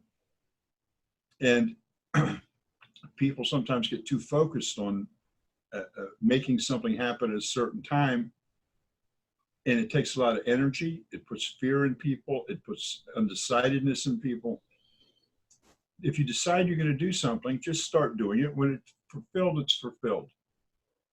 Just make sure you take one little step every day, just like the construction work. Oh, I did reconstruction on my last house. I added a bunch to it and did a bunch of things to it. And it was supposed to start right after Passover that year and be finished before Rosh Hashanah. Well, it started a month after Passover and finished a year later, a month after Passover. Oh, man. No matter what I could do, didn't change it. God had that's what happens, and that's it. Mm-hmm. Yeah. Well, all this brings me back to, in my mind, Proverbs 16, verse 9 says, "A man's heart will plot his way, but Hashem will set his steps aright." Mm-hmm. And in the commentary, it says, like many other verses in Scripture, this verse teaches that a man is not in control of his own destiny. He can only make plans, and the ultimate outcome, however, is in the hands of Hashem. The prophet Jeremiah also proclaimed in Jeremiah 10:23, a man's path is not his own. Accordingly, we must learn to place our trust in Hashem and fervently pray that he will set us on the path of success so that we'll see our plans reach fruition. Yeah. Well, That's bottom line is, oh, go ahead, Angela. I was just gonna say, for me, that had to be patience. Because when I came out of Christianity, I was thinking about it 4 years ago. And when I started reading Genesis again, it was like, oh, I just thought people are going to hate me. And this is all what came to pass. Everything that I said, it all came to pass. All my Christian friends are gone. No, I have nobody. So I sat down and I said, okay, God, where do I go from here? There's nothing out there for me. What do I do? Where do I go? I didn't know anything about the Noahites. And then I started just doing Judaism. I thought, well, you know what? One God. Who has the one God? And there is no other. And so I started searching around and I thought, okay, I know who I am now. After searching, oh, okay, Noahites. Yeah, okay, that's about right. Yeah, so I went with it. But then I sat down again and I said, now what? There aren't any around here. I don't have anybody here. Nobody. So then I started going online. And then I'm like, okay, there's still nobody. Everybody's online. I need physical. I need someone physical. So then slowly, I started putting stuff on my Facebook. And then another person contacted me and said, oh my goodness, do you really believe that? And I said, yeah, I do. There's one God. Read it for yourself. Check it out for yourself. So anyways, that person doesn't live too far from me here. And she's like, yeah. I said, okay, so we have one person.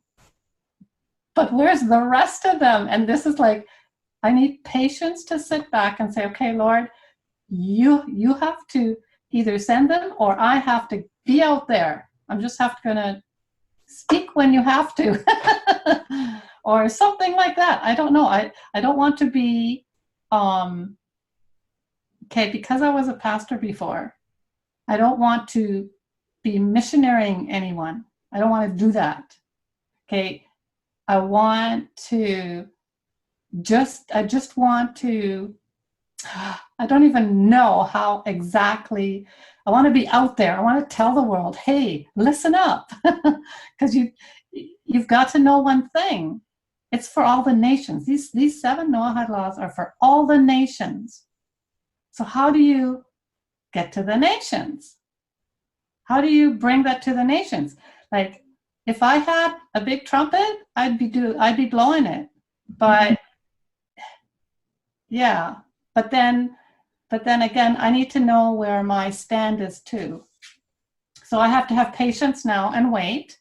And someone is coming actually to see my husband and me this next week.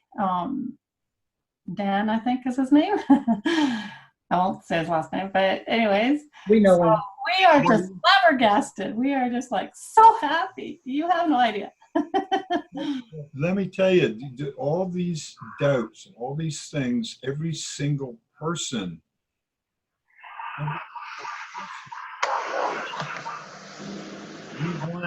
we want to have a community. We want to be around people to think like we think. Yeah. Be able to talk to people like. But you know what? We call it Noahide for lack of a better name. Right. But the 70 nations one day will all come to realize, and it is prophesied, that the 70 nations or representatives of them will be required once a year to come up before God in Jerusalem when the third temple is built. And if they don't, then he'll deal with them. That's right. Yes. You have to realize something special about you, each one of you. You are on the forefront. You're like Abraham, who went out against everybody. And there was no one else on earth for him to be with except his Funny, wife. you're the second one that told me that now. Well, now there you get an affirmation. He didn't say, well, where's my community? Who can I talk to? Who's going to be my friend? He said, God told him, go do this, and he went and did it. Right. For your decision to leave religion behind, organized religion behind, and to step into the reality of what God wants, because life is reality, not religion. Right. That you are doing what God wants, which makes you a part of a huge community. Do you know that it says that in all the Jewish writings, there's one thing that says over and over again, someone that is righteous of the nations has their part of the world to come. Mm-hmm. What is the world to come? The whole world will be Israel. Yes. Which makes you an Israelite already, part of the nation of Israel, not a Jew, Yeah. an Israelite. Yeah. Doing what God wants you to do. And when people step off into it, their first question is, where am I going to be buried? Who's going to marry me? Who's going to do this? Who's going to do that? God's going to handle everything. You are on the forefront, and you have realized before all the nations what's happening. Someone has to begin somewhere, just like Abraham did. And Abraham taught Isaac, and Isaac taught Jacob. It takes, we've been doing this for 4,000 years. And we have a community, and we've learned to live together in little groups and all out through the nations. We call it exile, but God put us out there so we can teach wherever we are around the world. Yeah. To wake people up to their relationship with the Creator. Yeah. To have that relationship. And it's not a minus that you don't have people around you. Let me tell you that every time you go to the bank, the gas station, the Walmart, or wherever you go, your soul, the godly soul in you, is talking to the godly soul in other people, whether they know it or not. You're having an effect on everybody you go by. Okay. The godly souls communicate. Yours is awake and awakening more and more, so it has more power than the guy or woman walking by you. Notice something. When you become that Noahide and you do your life with a smile, give up the negative emotions in you, wherever you are, if there's children around, they're going to look at you and smile. Some adults will smile, some will grimace, and some will just turn their head away. That is your godly soul talking to their godly soul. It's having an effect on them whether you know it or not. Okay. There's a prophecy that says a time will come where God will take one from a city or maybe two from a family. Okay. And those people are going to influence all the people around them. Okay. You're the beginning of a seed that God has planted. You're watering it. You're allowing it to grow. And it's going to grow around where you live. Now, you live up in Canada? Yes, Canada. Yeah. Vancouver area. Yeah, when you mentioned Dan, then I figured you had to live up there if he's coming to see you. That's close. Yeah. That's good. Actually, Langley. You're starting the community.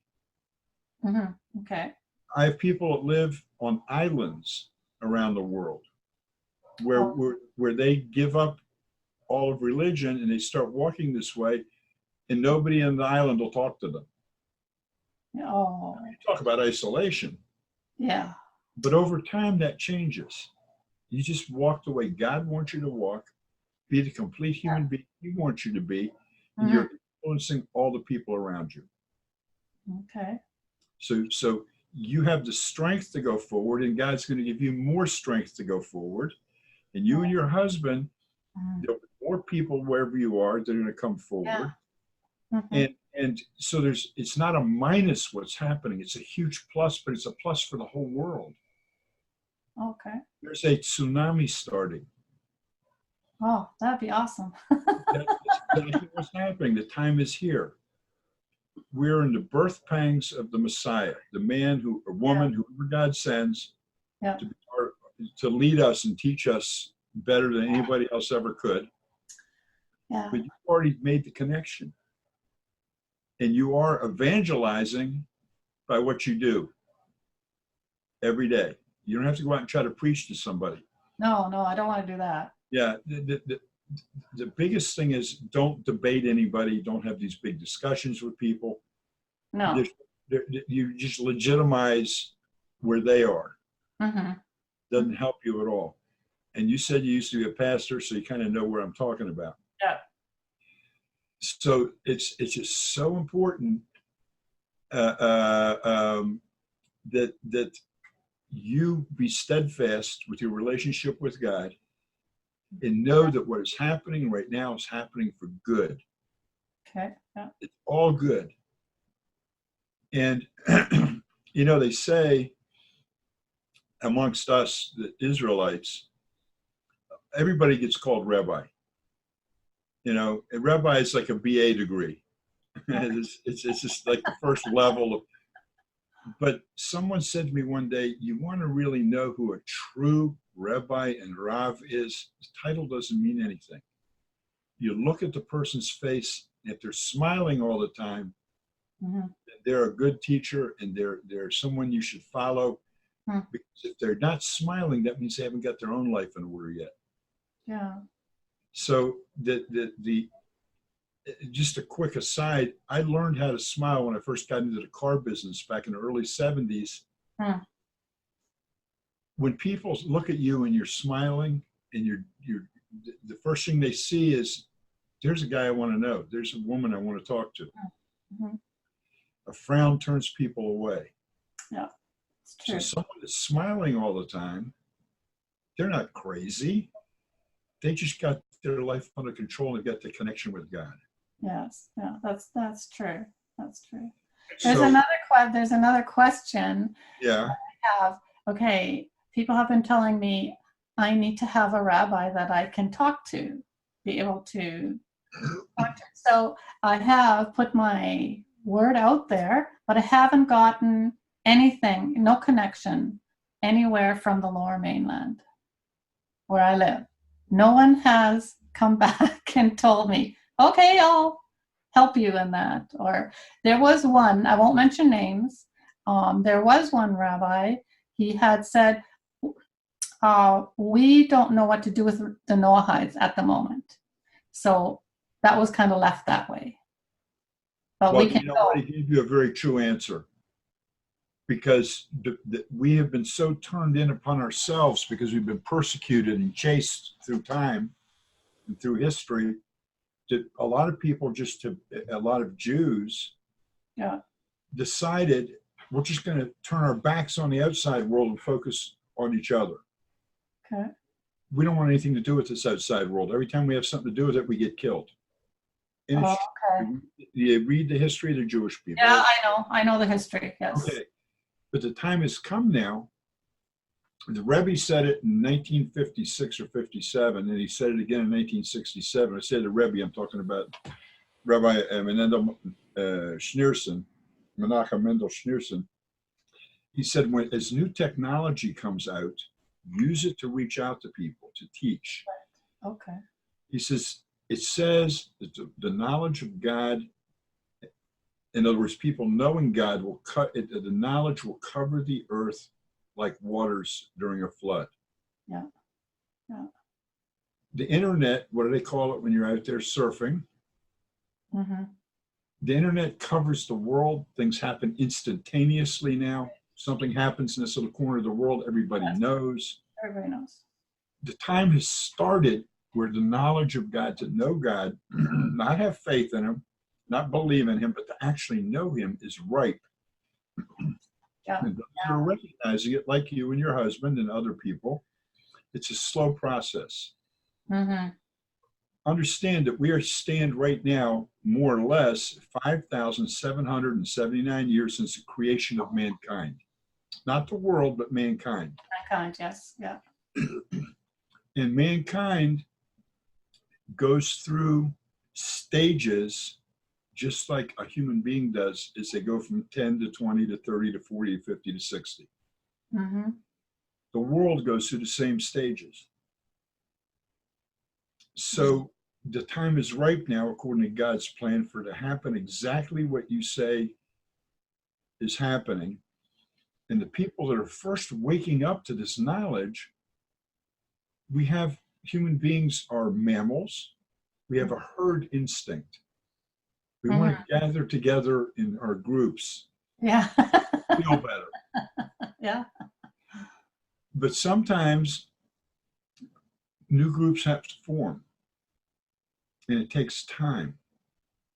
And maybe you'll see it in your lifetime, maybe you won't, but I can say for this, you're contributing to what God wants done here on this earth. So it's a good thing. And if we take it off of the what about me aspect, where's my friends coming from? Where am I? What happens to you happens to everybody. I hear it from everybody. All my friends left me. Yeah, yeah. People call me up on the phone saying, you're going to hell and all this kind of stuff. It happens to everybody. It's not something that happens to one person. Yeah. I remember years ago, my wife was on an airplane and she wanted to call me to tell me she'd gotten on the airplane safely in Dallas and she was on her way home. And one of her best friends called her and just cried and wouldn't stop crying and saying, I don't want to see you go to hell. You're going to hell. Da-da-da. And my wife got home. When I saw her 24 hours later, she was very upset that this person called her and put her through all that. But my wife, for those of you that don't know, went from being a Roman Catholic to converting. Wow. Now, it's not something people have to do. If you're supposed to convert, you'll know it. You don't even have to think about it. You'll know it. There's a Jewish soul in you that has to come out. But if it's not there, it's not there. So why do it? And Terry knows that better than anybody because he's been there, done that. Yeah. The connection to God is the most important thing. Yes. Yeah. And trusting in him. So I know that you and your husband can trust God that you're on the right path and he's going to give you the strength to do the things you need to do. And I'm not prophesying. I've seen it happen time after time after time. So I know it from experience. But everybody goes through the same stages. Yeah. What am I doing? Am I nuts? I lost all the friends I've been friends with for 20 years. What happened? They walk down the street. They don't even want to say hi to me anymore. That's right. I don't get invited to their homes anymore. Right. Well, that's because they haven't yet accepted what they're supposed to accept. Yeah. I think it's more, a lot of it is also fear in them. They don't know what I'm believing, and because they don't know and don't check it out, I keep telling them, please check it out yourself. Don't take my word for it. Check it out yourself. Start with Genesis, but take the Torah and start reading it and see what it says to you. And if they have any questions, they just let me know. I can only tell you what I know, what I have learned. Right. And so if I don't know something, I would tell them, well, I don't know about that. We can check it out. But they won't do it. So, you know what? Bless them anyways. Yeah, that's true. But there's a reason why they won't do it. It's not that they won't, they can't. They can't. They can't. Let me tell you why they can't. Okay. We all know the story of the Exodus from Egypt. And there's a phrase in there a few times that says God hardened Pharaoh's heart. Yeah. Oh, yeah. Okay, got And it. everybody says, well, wait a minute, we got free choice. How does God harden? What? God took away his free choice.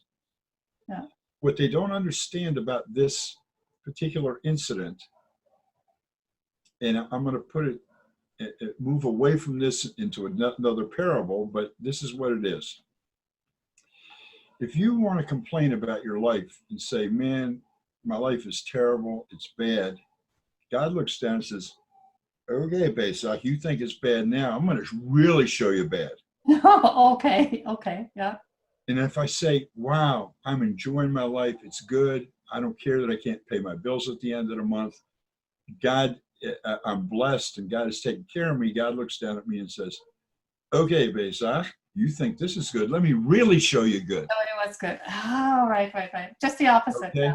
Yeah. So when people get into this Christianity thing or Islam or Buddhism or anything else.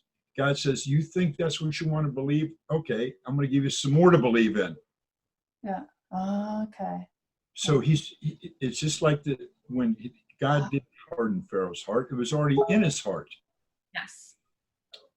One of the things that God says is, oh man, I just lost my train of thought. That's okay. That's what happens when you get old. The point is that he's going to help you whichever way you decide to go. Okay. And when someone wants to be blind to who he is, he says, okay, I'm going to make you blinder. Blinder. Oh, okay. Yes. Yeah. You got to the point in your blindness where you said, no, I want to look the other way. And he says, okay, you want to start looking the other way? I'm going to help you really show you the other way. Right. Okay. And that's why you have gone from being a pastor to who you are today. Yes. Totally opposite. This is you. It's good.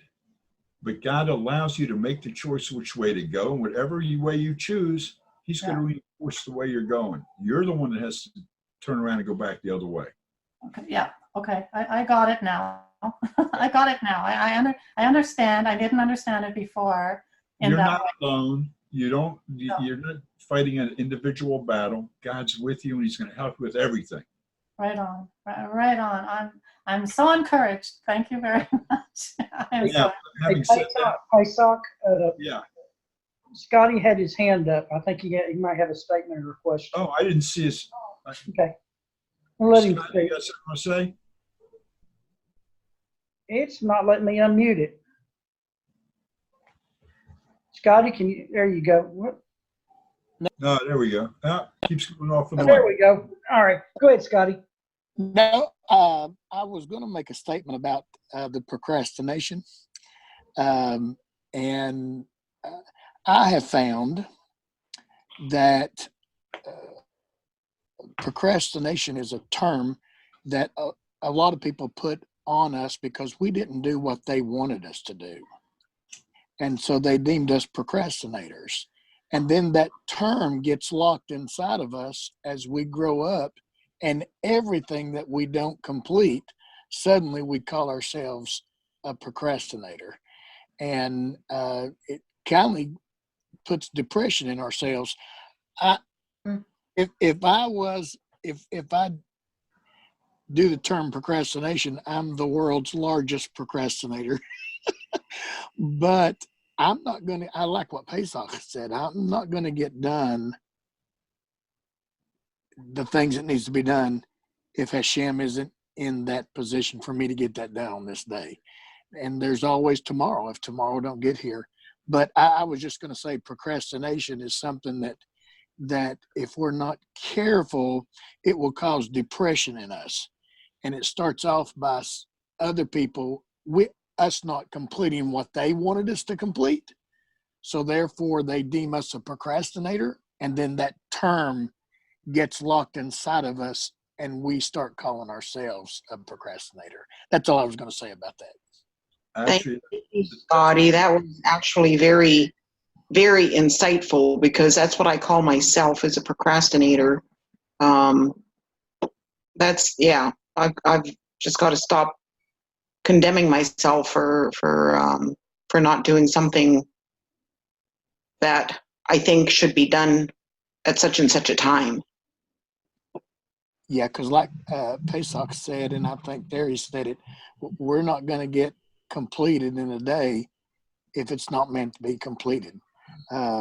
So we just need to, and I don't mean anything bad. I'm trying to say this sweet and loving because I remember when I used to put that term on me, man, by the end of the day, I was beat down because I deemed myself, I didn't get anything done that I wanted to get done.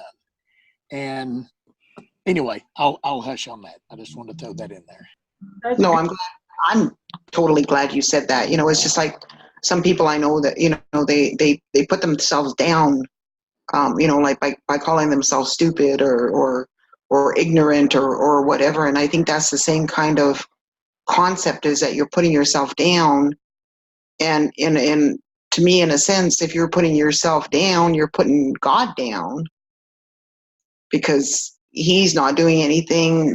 He's not giving you the impetus to get something done. Right. I mean, I really like what Scotty said there, because it goes back to like one of the worst things. Several years ago, I was at work, and over in this corner, this person had a Christian radio station playing, and it's just like, the more I heard this phrase, the worse I hated it. I actually wrote a blog about it later, but I can't stand the statement, "I'm a sinner saved by grace," because you're calling yourself a sinner, and we're not a sin. We're not our sin. And Christianity created the Alcoholics Anonymous, which is, it's done a lot of great work. But they stand up and they say, "Hey, I'm John Smith, and I'm an alcoholic." You're confessing that you are your mistake. You are your sin. In this case, what Scotty shared with us, and I had never even thought about it, is I'm a procrastinator, and we're not. Sometimes it might be Hashem holding something up, not allowing it to get done according to his will and his plan. But to us, we think we're procrastinating. It's because we think we can control all of the outcome when we can't. So I really like what he said. It goes back to how many times we put negative labels on ourselves, whether we're a sinner, a procrastinator, stupid, or an idiot, anything to beat us down lower than what God created us. So I thought his input was very good. That's very good. Scotty's gave us some wisdom there. I want to just change the subject real quick back to something Angelica said. Get yourself a rabbi is not quite the terminology that it's supposed to be. Many rabbis around the world have no idea what the Noahide movement is. They don't know what's going on in the world. They're so focused on other things. And every person that is an expert in one particular field or another, like if I have a question about kashrut in my home, what to do, I know there's a particular rabbi I can call. Whatever question I put in front of him, he can give me a straight out answer for it. Mm-hmm. And it may not be the answer I want, but I know that I trust his answer because he's so learned in that particular subject. Mm-hmm. When they say get for you a rabbi, it just doesn't mean any old rabbi. It doesn't. The term rabbi is teacher. Yes. You need to have someone, a go-to person, wherever they are in the world, that you can, whenever you need to, ask a question, go to discuss something with, but sees it through it has the knowledge in the Noahide, the being a complete human being, and how to be a righteous person of the nations. Mm-hmm. You need someone that's an expert in that to help you along the line. Mm-hmm. One of the things that I've been doing, and I've been doing it for quite a few years now, more than 10 years, is I'm available almost 24/7. Some people I meet with once a week, some every 2 weeks, some every 3 weeks, whether it be people or couples or even little home groups. And they come to me and ask questions. And we have discussions just like we're having tonight. Okay. And I can help people, guide you. And my wife is someone that's been there, done that, because she was part of the nations, but she came all the way through to the other side, which not everybody has to do. And she still has children on the other side. Yeah, 6 children and 12 or 14 grandchildren. Wow. And she brought them up by doing home churching every Wednesday night in the house. They'd take a different part of the Chumash and they'd study it. She hasn't taught them about what the Christians teach in years and years and years. And the way she did it, I got to say this, and I give her credit. She has 6 kids that are all college grads. 5 of them are teachers. Wow. Actually, 4 of them are teachers. One has a degree in business. She's doing good on her own. And the other one has a teaching degree, but she decided not to be a teacher. All good kids. You see, now they haven't all embraced God yet the way they're supposed to, but it'll eventually happen. Mm-hmm. But anybody that needs help, that's what Hashem, God, put the two of us, my wife and I, together to do this. We have groups who've been teaching for 4 and 5 years. Do we meet with once a week or every 2 weeks or 3 weeks? And home groups that we teach. Now, we don't charge for this. It isn't a, like, okay, pay me so much an hour or something. It's simply we want to help people through. And I guess the word, because I can't use the word counseling because don't have a counselor's permit or license, but we coach people. We give them from the light of the menorah of God, the one that lights in the temple and shines light out into the world, pushing back the darkness. And we want to help people. People are sometimes bashful. Well, you don't have time, or, who am I to bother this person or something? But God put us here for that reason. And if you ever get to a position, you and your husband want to take a few minutes and talk with me, contact me through Facebook. We can set a time. I don't care about the time difference at all. As you can see, I get up at 3 o'clock in the morning to talk, and it's already 10 o'clock. Nice.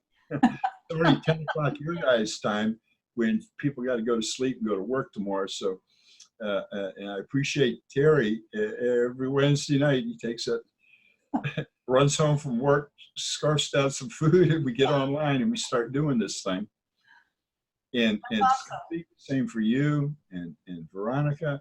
And for anybody that happens to be watching this video, if you've managed to watch it for this 2 hours that it's up, that's good. Get a hold of us. Use us. Okay. We're here to help. Okay. And Pesach is true to his word. He's become my teacher, and we came in contact. He read one of my blogs, sent me an email, and said, "Hey, we need to talk." We Skyped for a while, and it was just like an instant connection for me. And so, but he's true to his word. Him and Shara are both really good. If you go to his YouTube channel, the Torah for the Nations YouTube, Shara's teachings is on there. They're real short, sometimes 5 minutes, sometimes maybe 12, 13, but really good teachings. His wife what is her name? Shara, Shira. Shira. Oh, okay, Shira. Yeah. Like a song. Yeah. Right on, good stuff. Our YouTube channel is Torah for the Nations. I think there's 3 Torah for the Nations channels, but if you put in the YouTube /C/Torah for the Nations, you get to our channel. Okay. Shira's got about 15 or 20 up there. Or the last one she did blew my mind. Or you can go on the B'nai Noach, just click one of the videos. Like when I'll upload this up here in a day or so, you can click it and it'll take you to the YouTube channel as well. The YouTube channel. Okay. But I want to reiterate, we're here to help. Okay. We're here to offer you guidelines, not to control, but to give you things to think about. Right. Yeah. So we have quite a few people we're doing it for, and we're willing to do it for as many people as we can possibly do it. Okay. I don't know if you guys know what I do, but when I'm healthy, it's been about 3 weeks I've been able to do it. I have a little spot in the middle of the spot where all the tourists go by, and I just stand out there all day long talking to everybody that comes by, whether they be Jewish or not Jewish, wherever they're from in the world. What are you doing here? I'm just telling everybody who God is. Oh, right on. Oh, that's awesome. And I have people from Latvia and from the Netherlands and from England and from other countries around the world that stay in contact after I meet them up here in Spot. We are here not to debate things, just simply to give information. Mm-hmm. To help with their walk. Yeah. Okay. So then so we can contact you then. Yeah, you can go to my questions or something. You can go through my Facebook page or her Facebook page. Yep. I got her name. Get a hold of us. We can talk on Facebook. We can talk on Skype if you have it. Okay. And we can help. And we're just here to help. That's all we want to do. We want to help grow around the world. Yeah. Like as a Jew, I can land on any continent on the world, and I can go to find a Jewish person and say, I'm here, I need help. And they say, Yeah. come on, brother. Yeah. This is what the Noahides need. This is Yes. so important. Yeah. Absolutely, I agree. I agree. Like I looked a little bit in Kabbalah, a little bit, just a little bit, and then I know who I am. I know I'm a Sagittarius, okay, and I like to travel. And Israel is. I say Israel's my country. I am like already years way back. I always thought of Israel is where I should be. So I don't know why that's in my heart. I don't know, like when I talk about it, I understand. I just want to leave from here, and I would just want to go there. And sometimes I don't understand why that is. It's hard for me to talk about it. Okay, but you need to know one thing. Today we have the city of Jerusalem and the city of Israel and the country of Israel, and we have the rest of the world, right? Yeah. Jerusalem is the holiest and highest city on earth, as far as God is concerned. When we go to Jerusalem, wherever you are in Israel, we say we go up to Jerusalem. We leave Jerusalem, we're going down to the rest of Israel. When we leave Israel, we say we're going down to the rest of the world. Okay. Know this, because this is written and it's in all our Jewish writings. Yeah. The day will come when the country now known as Israel will be called Jerusalem, and the whole rest of the world will be called Israel. Okay. The world is going to be brought up to the level, spiritual level of Israel. Yes. Wherever you are in the world, you're going to be an Israelite. Right. That's not Jewish, Israelite. Israelite. Yeah, a friend of mine was sharing with me a saying, and I can't remember the whole thing. It's in one of the writings. Rabbi Avadia Yosef of blessed memory had done a commentary on Perkei Avot, the ethics of the fathers, and he read a mission that says something all of Israel, and in his commentary he says where it says all of Israel, the all refers to all of the righteous, Jew and non-Jew. Okay. And let me tell you, it's so much easier for a non-Jew to become righteous than a Jew. All you have to do is do what it says in Ecclesiastes, fear God and do what he tells you to do. Yes. But it's for your job to do, not somebody else's. Yeah. You're home. Right. Okay. Israelite. I could sit here and talk for hours, but I know I love talking about Hashem and what he wants me to do, what his commandments say. I want to do them all. I'm not perfect, but I try to. I find, like right now in my mind, it's all these people out there. They need to know Hashem. Like they need to know all of them. Like in my area. What do you think? Something's happening here too, a little bit at a time. What do you think he thinks? Yeah. What do you think God thinks? What do I think God thinks? No, what do you think he thinks? You're thinking it. He's thinking the same thing. He's thinking the same thing. Like, all these people got to know me. That's right. Like they have to all get to know him. That was my. I'm not a person to be quiet. So that was kind of my agenda about creating my new blog behind Back to Genesis. Yeah. It's for the outside world. My Amuna Trek is more for those of us that's already kind of knows what's going on. But my Back to Genesis is one I wanted to somehow reach the outside world in an easy reading, non-threatening, non-religious format to help maybe, Yeah, get things started. This is how things start. Now there's a, geez, I wish I could remember where it is. I just looked it up again today. The quote is essentially renew for us the way that things were in the previous days. It's one of the prayers in the Siddur. Well, yeah, it's one of the prayers in the Siddur, but it comes from a certain, I spent hours looking at trying to find where it was in the, yeah, it's in the Amidah.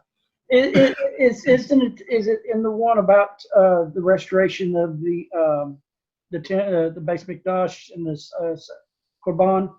No, I was starting to look for it, and I ran out of time before the meeting, and maybe we'll talk about it the next meeting, or maybe I'll just post it on B'nai Noach Connection with Israel. But it many times you see that phrase hanging in a shul, in a synagogue. Mm-hmm. Bye, Scotty. See you next week. Get a hold of us during the week if you need something. Bye. Good night. Bye, Veronica. Love you. Bye. So anyway, I'm getting out of here. Like I said, I can stick 10 words. But again, Angelica, it's an open invitation for you and your husband. It was me and my wife, and we'll sit and talk anything. We're not here to preach. We're here to help people. Okay. Yep. Absolutely good. I say the same to you, and Terry and I. Terry, I'm so glad God put us together. I say things from the Jewish point of view. Terry seems to be able to take the things I say and put them in more to the nations, the way the nations want to hear them. And that's great. And I know that God put us together for a purpose. Yeah. And one of the best things that happened to Sharon and I in spreading information, walking the walk, was meeting Terry. I mean, everything is good, and everybody we meet is good. But Terry has a way of taking what I say and expanding it and helping other people, the nations, understand it more than I can put it. Because he's been there, done that, and everything. Mm-hmm. Yeah. Right on. Right on. It's all going to be good. Things are happening, like probably in quite a fast way. Although I want it to be quicker, but yeah, no, it's all good. I'm going to go and just want to bless you guys, and yeah. Thank you so much. Pesach, you want to say good night? Yeah. Good night. Anybody that's been here and watches this to the end, God bless you. Thank you for watching. And if you need me for anything, just get a hold of me. Pesach Sherbow on Facebook, Terry Hayes on Facebook. God bless you all.